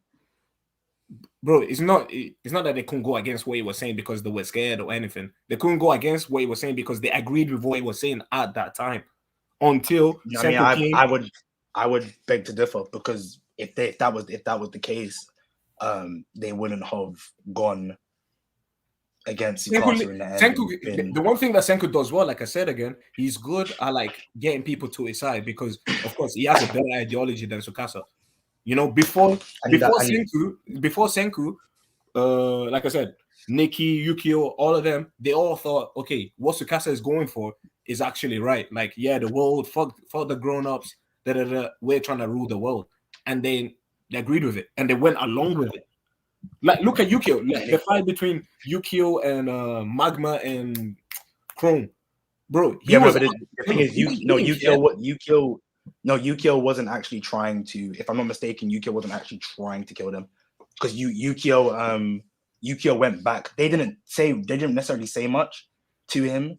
He went back to Tsukasa and lied. to cover his own ass.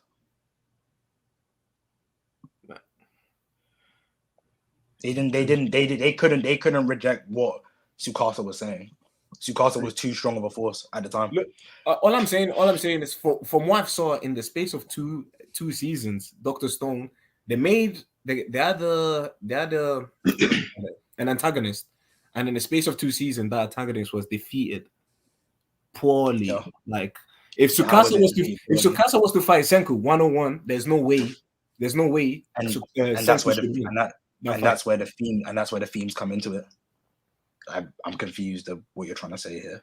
The theme what? Like Braun versus Brain? The whole So how was it? Ideology. No, I'm saying, bro, 1-on-1, like 1-on-1. If it was a world where Tsukasa was the only one alive and they didn't find a potion or and we've seen that because Tsukasa killed Senku. Tsukasa didn't kill Senku. He fought that he killed Senku when he hit him in the back of the head. Because Senku was like, remember when Senku was doing the whole cracking his neck thing? He basically cracked his neck back into place. Mm. Because Senku was like, in any case, because obviously that's the sure way to kill someone. Because Tsukasa at the time wasn't trying to give him a bloody death, and I think he said that to him when they were standing on the rocks when he took Taiju and Yuzuriha hostage. And then he thought he killed Senku. Senku didn't die, came back to life, and then started a whole kingdom of science. Yeah, but I'm saying in the last fight, in the very last fight, if Tsukasa wasn't, if Tsukasa didn't get stabbed, was it not Hyoga that stabbed him? Yeah, it was Hyoga. Right. So if Hyoga never stabbed Tsukasa, do you really think Senku would have been able to take Tsukasa down by himself? Okay, so if you wanna, because I'm confused as to why you're asking that. Like, what does that have to do with anything that we're talking about right now? Like, because I could say Tanjiro didn't have wait. My point is, like, Dr. Stone, they started an anime, which beautiful anime, but the ending and the way they put an antagonist that wasn't really an antagonist, and now if they don't back it up, if the third season is not as good as the first 2 seasons, Dr. Stone failed for me because they didn't have nowhere they were going with it. I mean, what do you mean? They're starting a whole new arc. Demon Slayer is because there's so much we do not know of yet. There's so much potential that Demon Slayer can show throughout the years to come. I cannot. So you can see Demon Slayer getting better, but you can't see Dr. Stone getting better. No. Even though they've done with the arc that the first arc that, or the main major arc that they went through. Because how many arcs was in the first season? I don't know the actual name of the arcs. All I know is Stone Wars. That was this whole thing. That was a whole arc in its own. But they were building up toward that in the first season, which they did well. It wasn't slow. The pacing is amazing in Dr. Stone. The pacing in Demon Slayer, I can't say the same. Because when in the third season they're going to a whole different arc. Whole different new set of characters is going to be introduced. So I'm confused at what you're trying to. So you're telling me in Dr. Stone in second season or the third season, new characters are not gonna get shown? Pardon me? Like in the second season and the third season of not Dr. Stone, or Demon Slayer, you're telling me no new characters are gonna be introduced? That's not what I'm saying. Because you're saying that you don't see Dr. Stone getting better. Which I don't. I really don't. Bro, how did you come to that? If you tell me this, what am I looking forward to most? Seeing these people start a new adventure from start and go towards America, and you threw in there they're gonna fight pirates, or compared to Demon Slayer, we're gonna see some of the new Asheras, and we're gonna see some of the upper what you call it, is it the upper rank? The upper moons of the demons. Which one do I look forward to the most, bro? That was an easy answer, bro. Easy. Because like I said, I feel like you're just blinded by minus action, which what Demon Slayer is. Nah. It's not minus action. Demon Slayer is minus. Like I said, I've spoken on the world building, how the world building doesn't make sense, which I can go into a bit more because I have a few more points about that. But the world building doesn't make sense. the fights aren't necessarily good. If anything, the episode 19 that the Demon Slayer fans was getting horny about, the fight between the guy with the drums was way better. He actually showed choreography. No way, bro. We saw Nezuko finding You're just saying, a demon magic.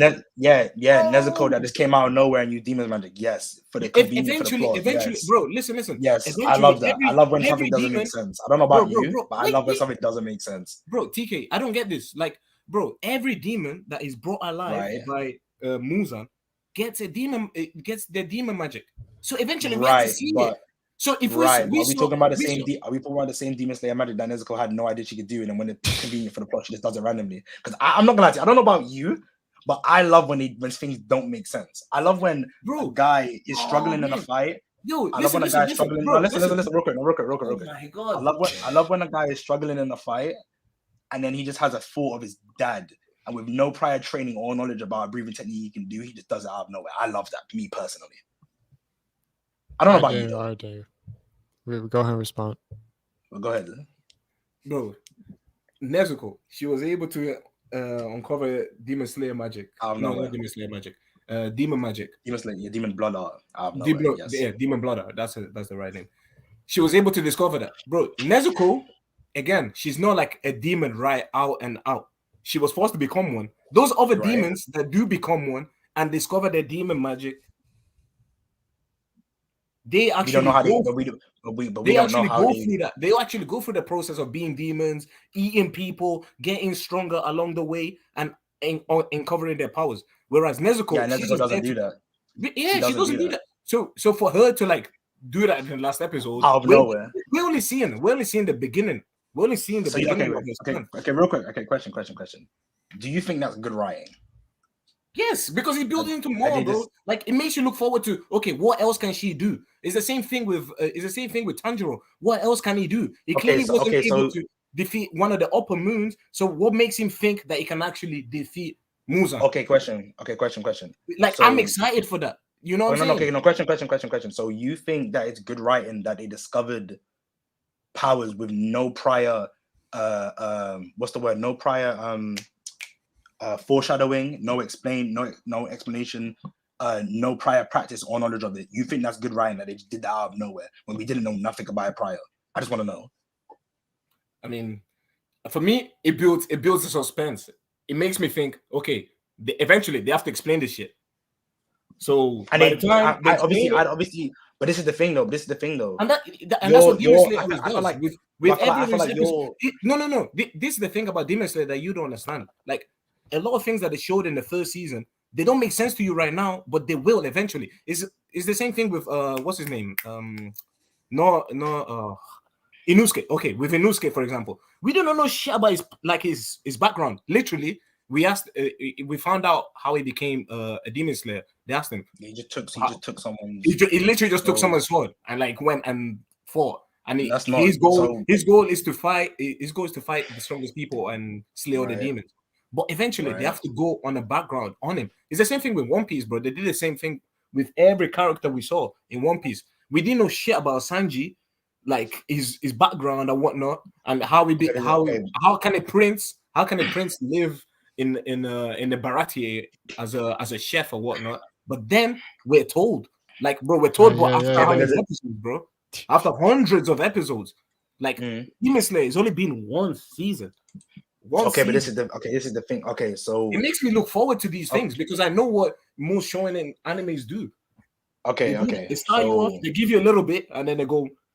You want to see more? But this is the thing though, because I'm gonna use Bleach as an example, right? Because I used to be like this before I actually looked into kind of the series of Bleach.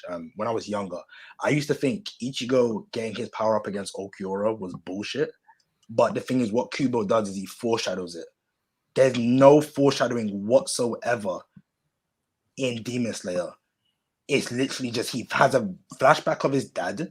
Nezuko has a flashback of her mom telling her protect Tanjiro, and it is somehow just come up with new moves out of nowhere. If you think that's good writing, then by all means, props to you. For me, the reason why I think it's good writing, the reason why I think it's good writing is because it makes me think and look forward to when the guy's going to explain it, when the writer's going to explain it. Because of course he's not just going to just fucking forget about it and not explain it to everyone. the writer has But done you've that. only seen one season The of writer Demon has, Slayer. the writer has done that, and like I said, the wisteria flowers is a main prime example because of that.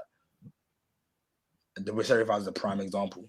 Bro, If you have if you like bro, practitioners, so what would be the point of Demon Slayer if they just planted wisteria everywhere? exactly. And thank you for saying that, because Bro, what would be the point of why didn't they introduce a concept like that to begin with? No. If it Where I'm doesn't going make at with that sense, why would they it's the introduce same a thing with concept One to begin Piece, with? or it would be the same thing with Naruto, bro. Like, why didn't Sasuke just come back to the village? Why didn't Naruto find a way to like Sasuke was convince going, Sasuke and Sasuke to come back to the village? Sasuke was going through his whole character arc after he left. He at first he left to seek power, and then he went through his whole character arc after that.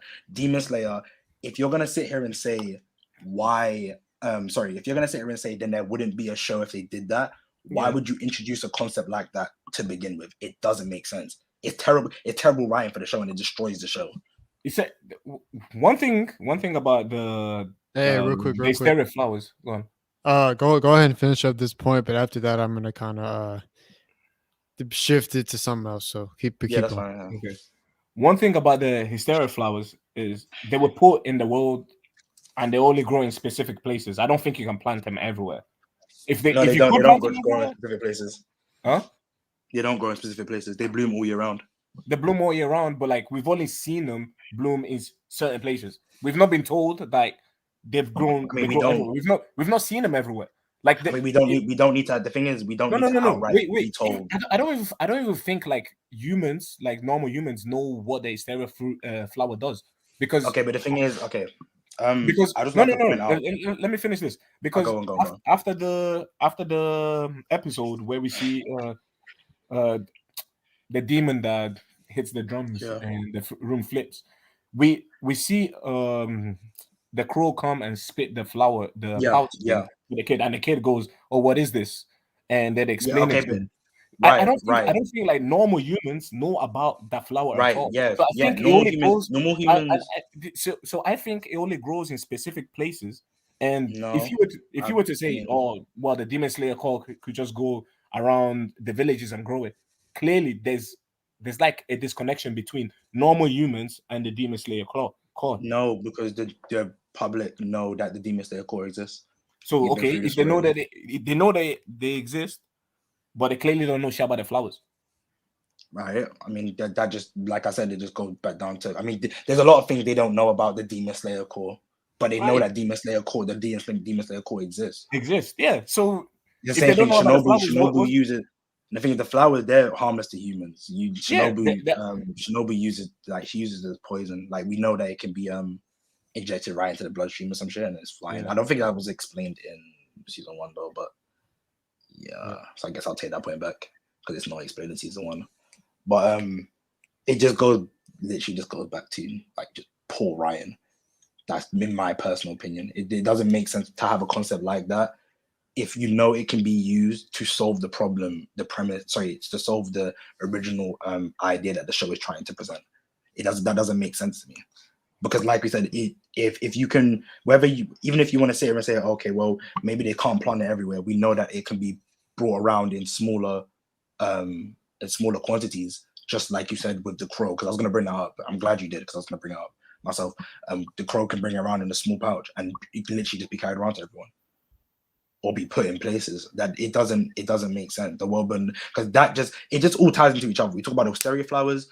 It ties into people not knowing that they exist, or the Demon Slayer. Some people know that Demon Slayer core exists and demons exist. Some don't. It then goes into the government not recognizing the Demon Slayer core. For me, it's a bigger issue. It doesn't make sense. Would you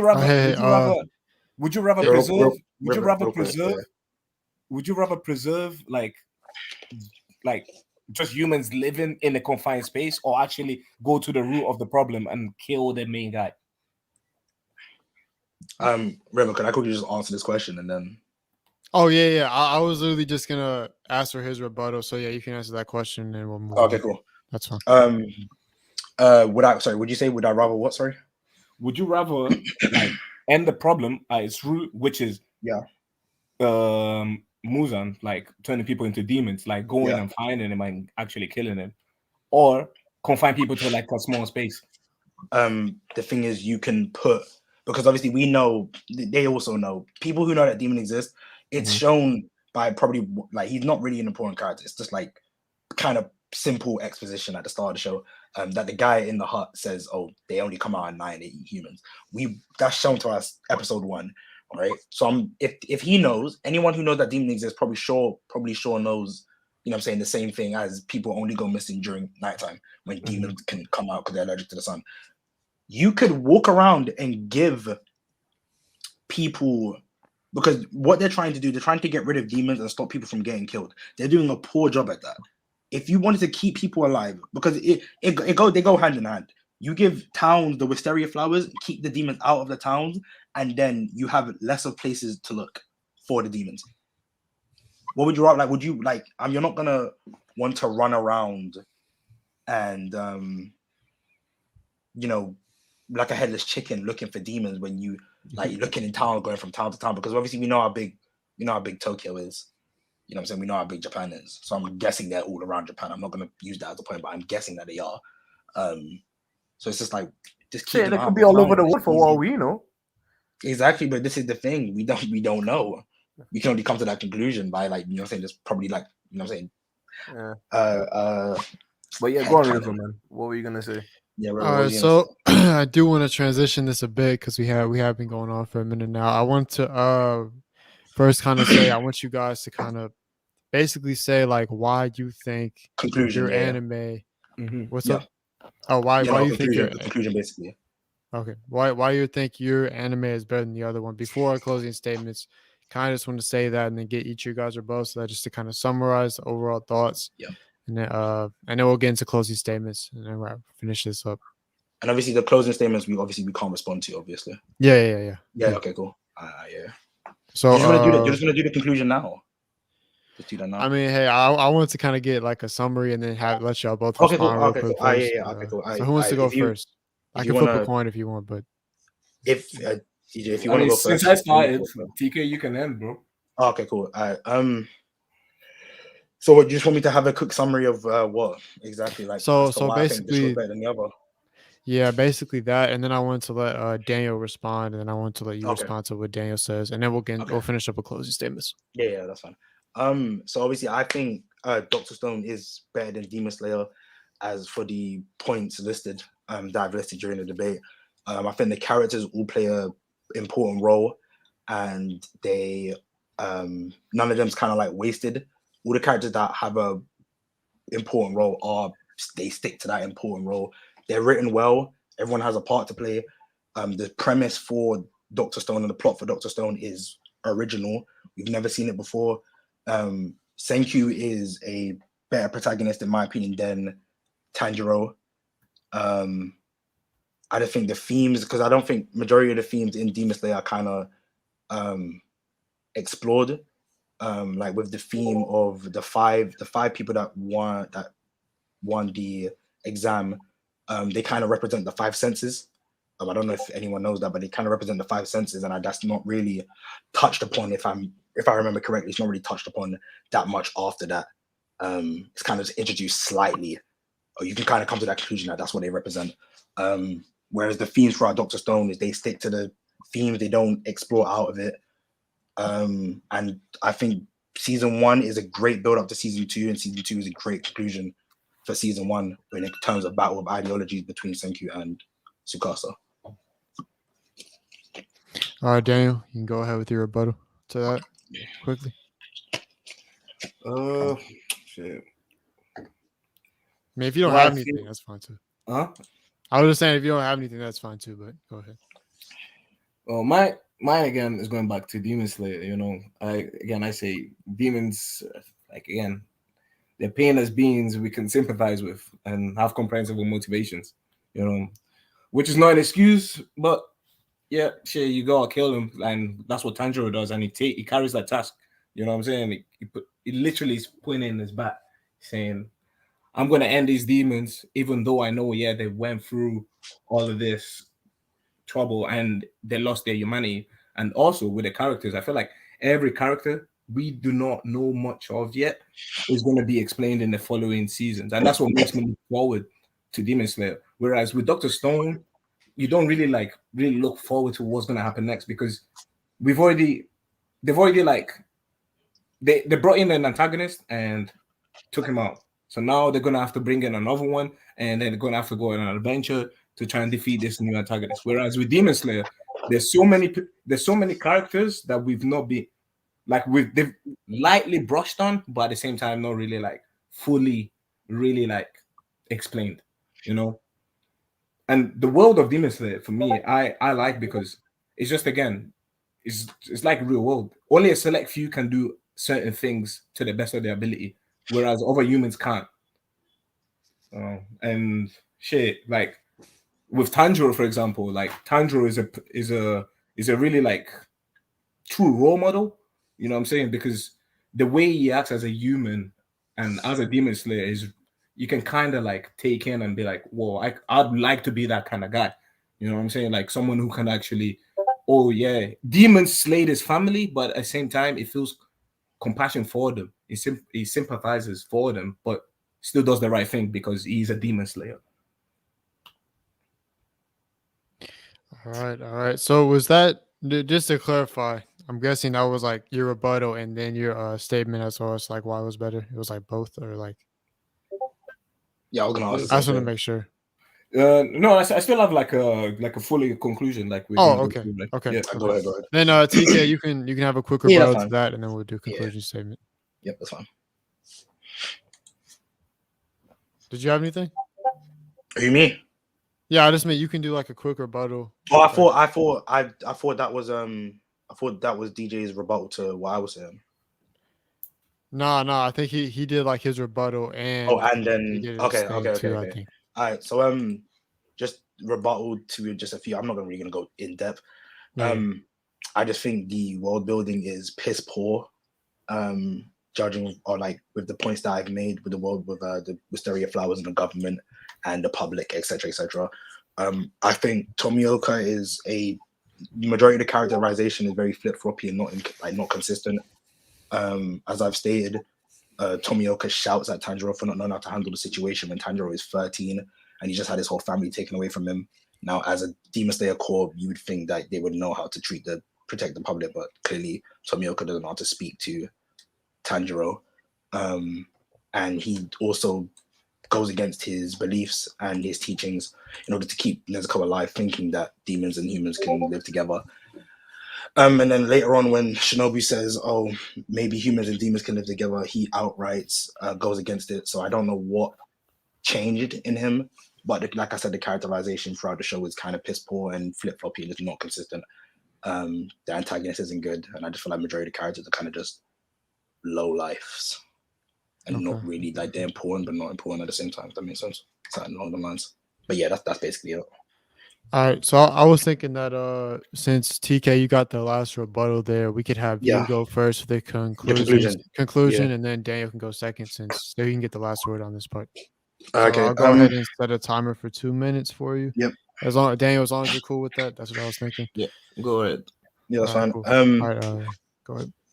All right, so I feel like I won the debate because I feel like the points that I've presented against Demon Slayer and for Dr. Stone have kind of been precise. I kind of go into detail more so with the themes and the characters and the writing and the world building for the shows. I went into depth with the power system. I feel like majority of the things that I had said, DJ wasn't able to rebuttal and kind of used real life logic in order to make a pass for it. I just think I made my points kind of a bit more clear than DJ and explained things a bit more better and had better responses for what he was saying about Dr. Stone than he had against what I was saying about Demon Slayer. That's really about it, to be honest. I don't really have much to say because obviously the conclusion is basically just similar to my ending statement, closing statement. So, how long do I have left, actually? You have about 50 seconds left. Okay, let me just go. Let me waffle a bit more, actually. Yeah, I just feel like I explained my points better. Like I said, I made points about the cast and how the Doctor Stone cast is, in terms of writing, is more consistent and superior. The power system doesn't make sense in Demon Slayer, and the world building throughout Doctor Stone is way better and more interesting than Demon Slayer, as everything's been established in Demon Slayer already. We just kind of just have to uncover it, rather than there's a lot of stuff about Doctor Stone that we don't know, such as characters. I feel like the whole cast, obviously there's characters that we don't know, but obviously they've spoken about Hashiras and demons that we haven't seen yet, but we know they exist. So we just haven't seen them yet, but there's a lot of characters in Doctor Stone that haven't even been spoken about that we are gonna obviously be introduced to later on. So I just feel like the potential for Doctor Stone is just way more vast. Yeah, that's fun. All right, cool. So Dan, whenever you're ready, go ahead and start, and I'll start the timer. Okay. For me, again, it goes back to like the argument about what was better, what anime would you rather watch, and I feel like I presented myself pretty well.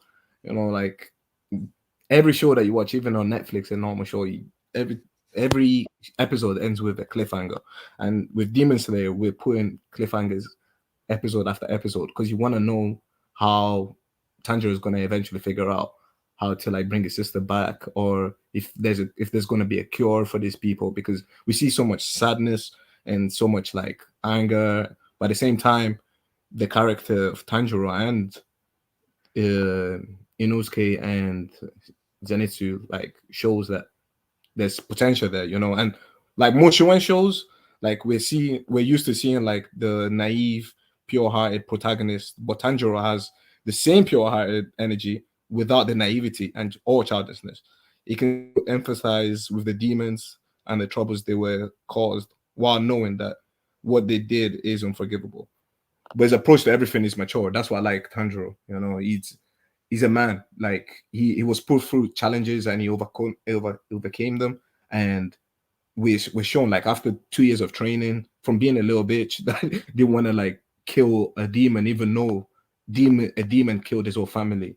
He was able to actually go, nah, these people have to die. Well, these demons have to die, and I'm gonna do something to change the world. All right, you still got about 20 seconds if you have anything else.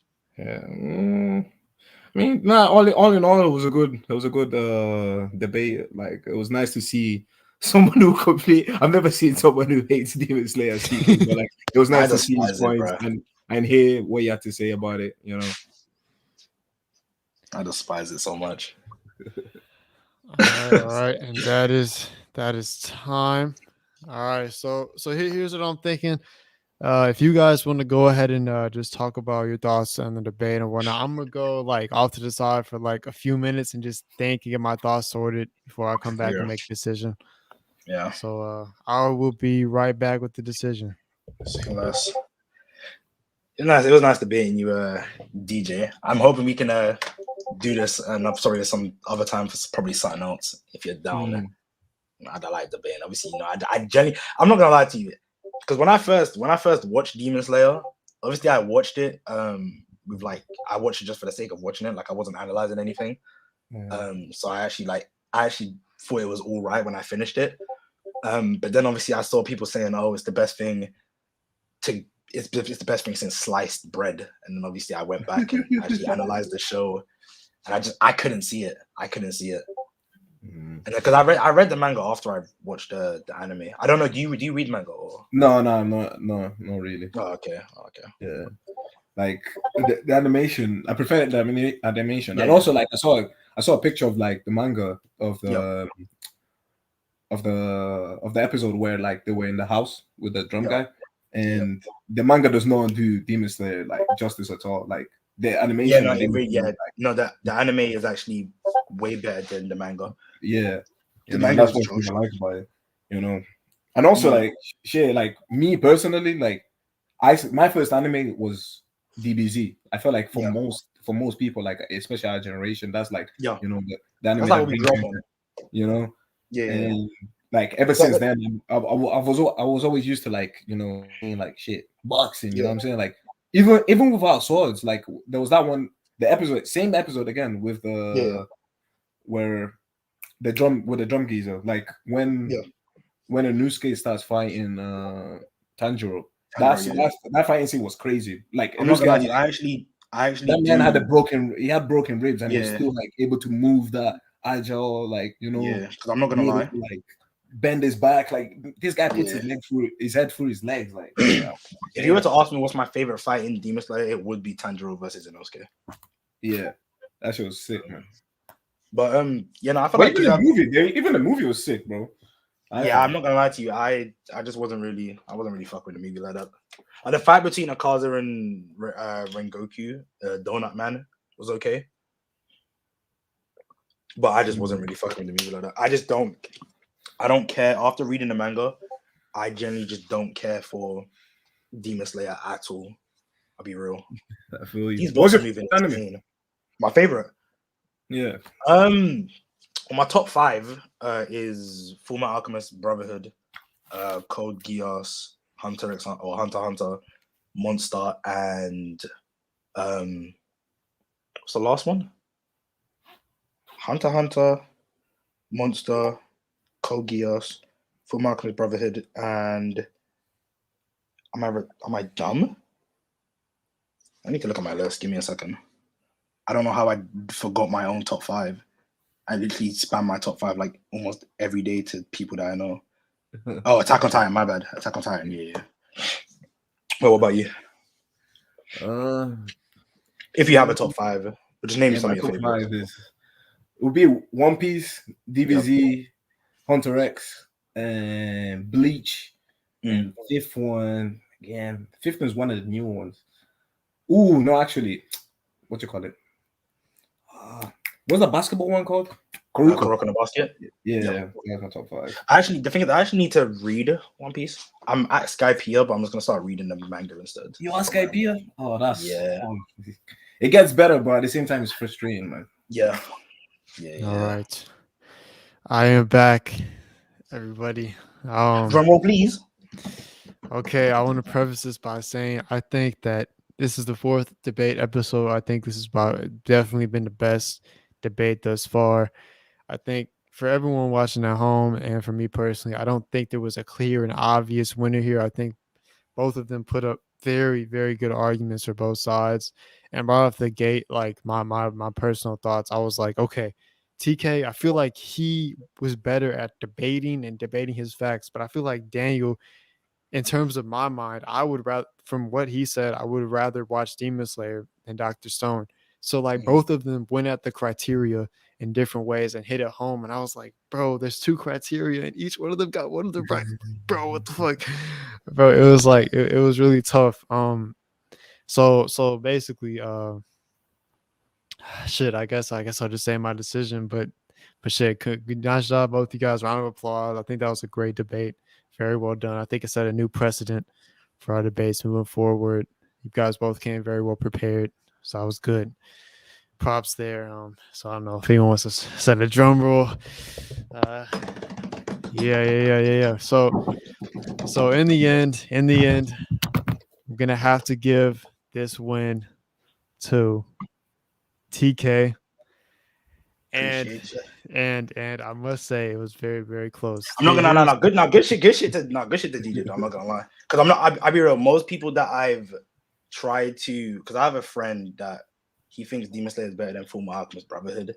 Because I told him to watch Fullmetal Alchemist Brotherhood, and I asked him what, like, because the same things that I kind of said to DJ, I kind of didn't go in depth, but I kind of like made a premise, or kind of like a little small, I kind of touch on it, and he just doesn't like he doesn't have much to say. He doesn't have reasons for liking or disliking something. He just says, "Oh, I like it," or "I dislike it."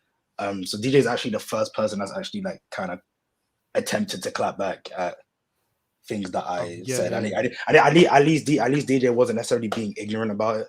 Because I remember like literally a few months ago, I got into it. The same thing I was saying to DJ, I said to someone over Twitter. I don't know why I went back and forth with them, but I just wanted to see what he had to say, and they were just being very ignorant. And I actually shout props to DJ for not actually not being ignorant or like aggressive in that manner. So my thing is, like, I like Dr. Stone too. Like that's why I was able to see your points and able to see what you were saying against Demon Slayer. But for me, again, it just goes back to I like that, that shit. Action. Like, the action, and also like there's more there's to nothing. come, you know what I'm saying? They give you a little Yeah. bit, and there's more to come. It's like One Piece for me, Yeah. almost. You know, it's Alright, I mean, it's there's literally nothing. There's nothing wrong with obviously liking action. I just personally, me, how I am when I watch anime. Well, how I was before because Bleach was like the first anime. Bleach and Soul Eater was like the first like proper anime that I went out of my way to watch, because obviously like Dragon Ball was on TV and stuff. But Bleach and Soul Eater, I had the DVDs for them. The first couple seasons. But back then I used to just like action and fights or whatever. But it's like as I've come to like actually watch certain shows such as like Full Metal and Attack on Titan and Monster and stuff, it's like me personally, I do prefer. I can't enjoy something that's written poorly. Me personally. All right. Well, quickly, I did want to give my reasoning Yep. as to my pick, but I think basically here's what it came. No, you're good. But here's what it kind of came down to, because for me, kind of going back to what you said on how Daniel was able to rebuttal your points very well. I think that is very true. I think that you came at Demon Slayer, you were trying to poke holes in everything. Yeah. And I thought Daniel was honestly responding to everything very well. Yeah. He did a very good job of that. Here's basically what it kind of came down to. You were able to poke holes in his argument well, but he's still able to like kind of fill him up. But it was like you were like coming at him. And when you were talking about Dr. Stone, I didn't feel that Daniel had the same type of rebuttals as you back at Dr. Stone. And that's kind of what set it. That's kind of how I was able to set it apart, because I was like, I mean, it's like, hard it was to talk so shit close on something that you like too. You know what I'm saying? Yeah. No, okay, It's hard, true, bro. but I get it. true, okay, true, yeah. Because I'm not gonna lie, it's hard. I have a friend at work, colleagues at work, and he said me and him debate Code Geass versus Naruto, and obviously I like Naruto, but obviously when I debate Naruto fans, it makes me seem as if I hate the show and I don't want it to come out that way. So it's just like I get what DJ is saying. Like, it's hard for me to talk bad, it's hard for me to like go against Naruto without me sounding like I hate the show. Yeah, I recommended Dr. Stone to a lot of my friends. Like, they watch it. Like, I was like, bro, this is one of the animes that you have to watch. You know what I'm saying? It's different. You know, it has like a lot of different things that you should see. And I completely understand what you were saying. I just feel like since it's a debate, because obviously I feel like with a lot of debates, it's not actually like your personal feelings. When you do debates, like if I wanted to, I possibly could debate for Demon Slayer and throw all my hate out the window. You know what I'm saying? You kind of just got to debate's just kind of like I definitely agree. I just wanted to say, like, I feel as though it just seemed like Daniel's arguments back against Dr. Stone weren't as like I don't know, weren't as like intricate, and weren't as like, which I get it is hard, but literally I'm telling you guys that you guys did a great job, to the point where I'm literally nitpicking to find a winner. Like that's what I had to nitpick. And I mean, hey, and if Alex, if you call me biased, I'm telling you, I'm not. This was hard. I was like, bro, I don't even know who I'm gonna pick. Like, I really had to think about the shit. But yeah. Hey, also, I actually apologize for my computer. That would never happen again. Oh, maybe you should have lost because of that. I'm not gonna lie to you. I was thinking when my computer wasn't working, I was like, shit. It's like, imagine if it just stops working and we have to do this another day. So that's gonna be an automatic loss. But no, good shit. Good shit to you, DJ. I hope props. Yeah. Hopefully we can probably do this again or some shit. Yeah. I followed you on Twitter. I followed you on Twitter as well. A while, like a couple days ago. All right. Let me see. What's your name? Margin KK. Okay, I got you.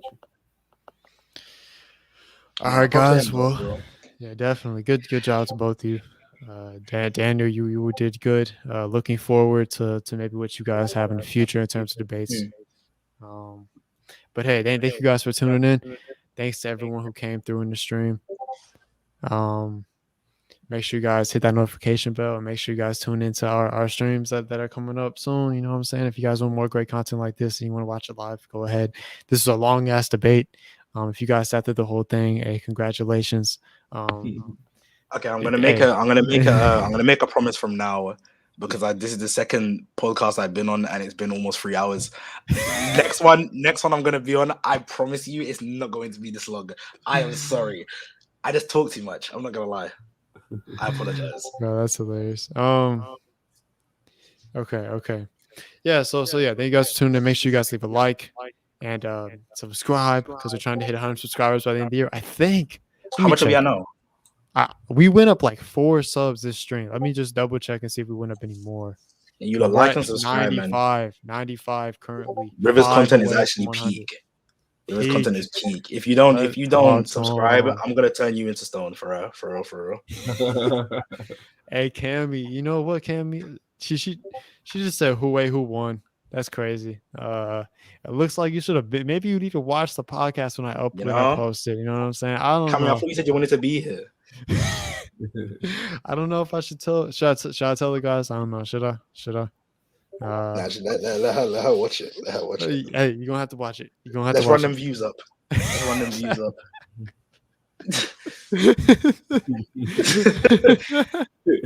Cammy, you were here. You came late, No, but you were here. Yeah, like you were here. You came to left for this part. Tammy was eating cheesecake. I'm not gonna lie. All right, guys. Stay tuned for more content coming soon. We got big things. Anime of the Year tournament coming soon within the next week. Both of these guys will hopefully be on it. I guess we'll see. But yeah, thank you guys. Yep. We love, as always, love you guys and flow out. Peace. Deuces. Cue that outro.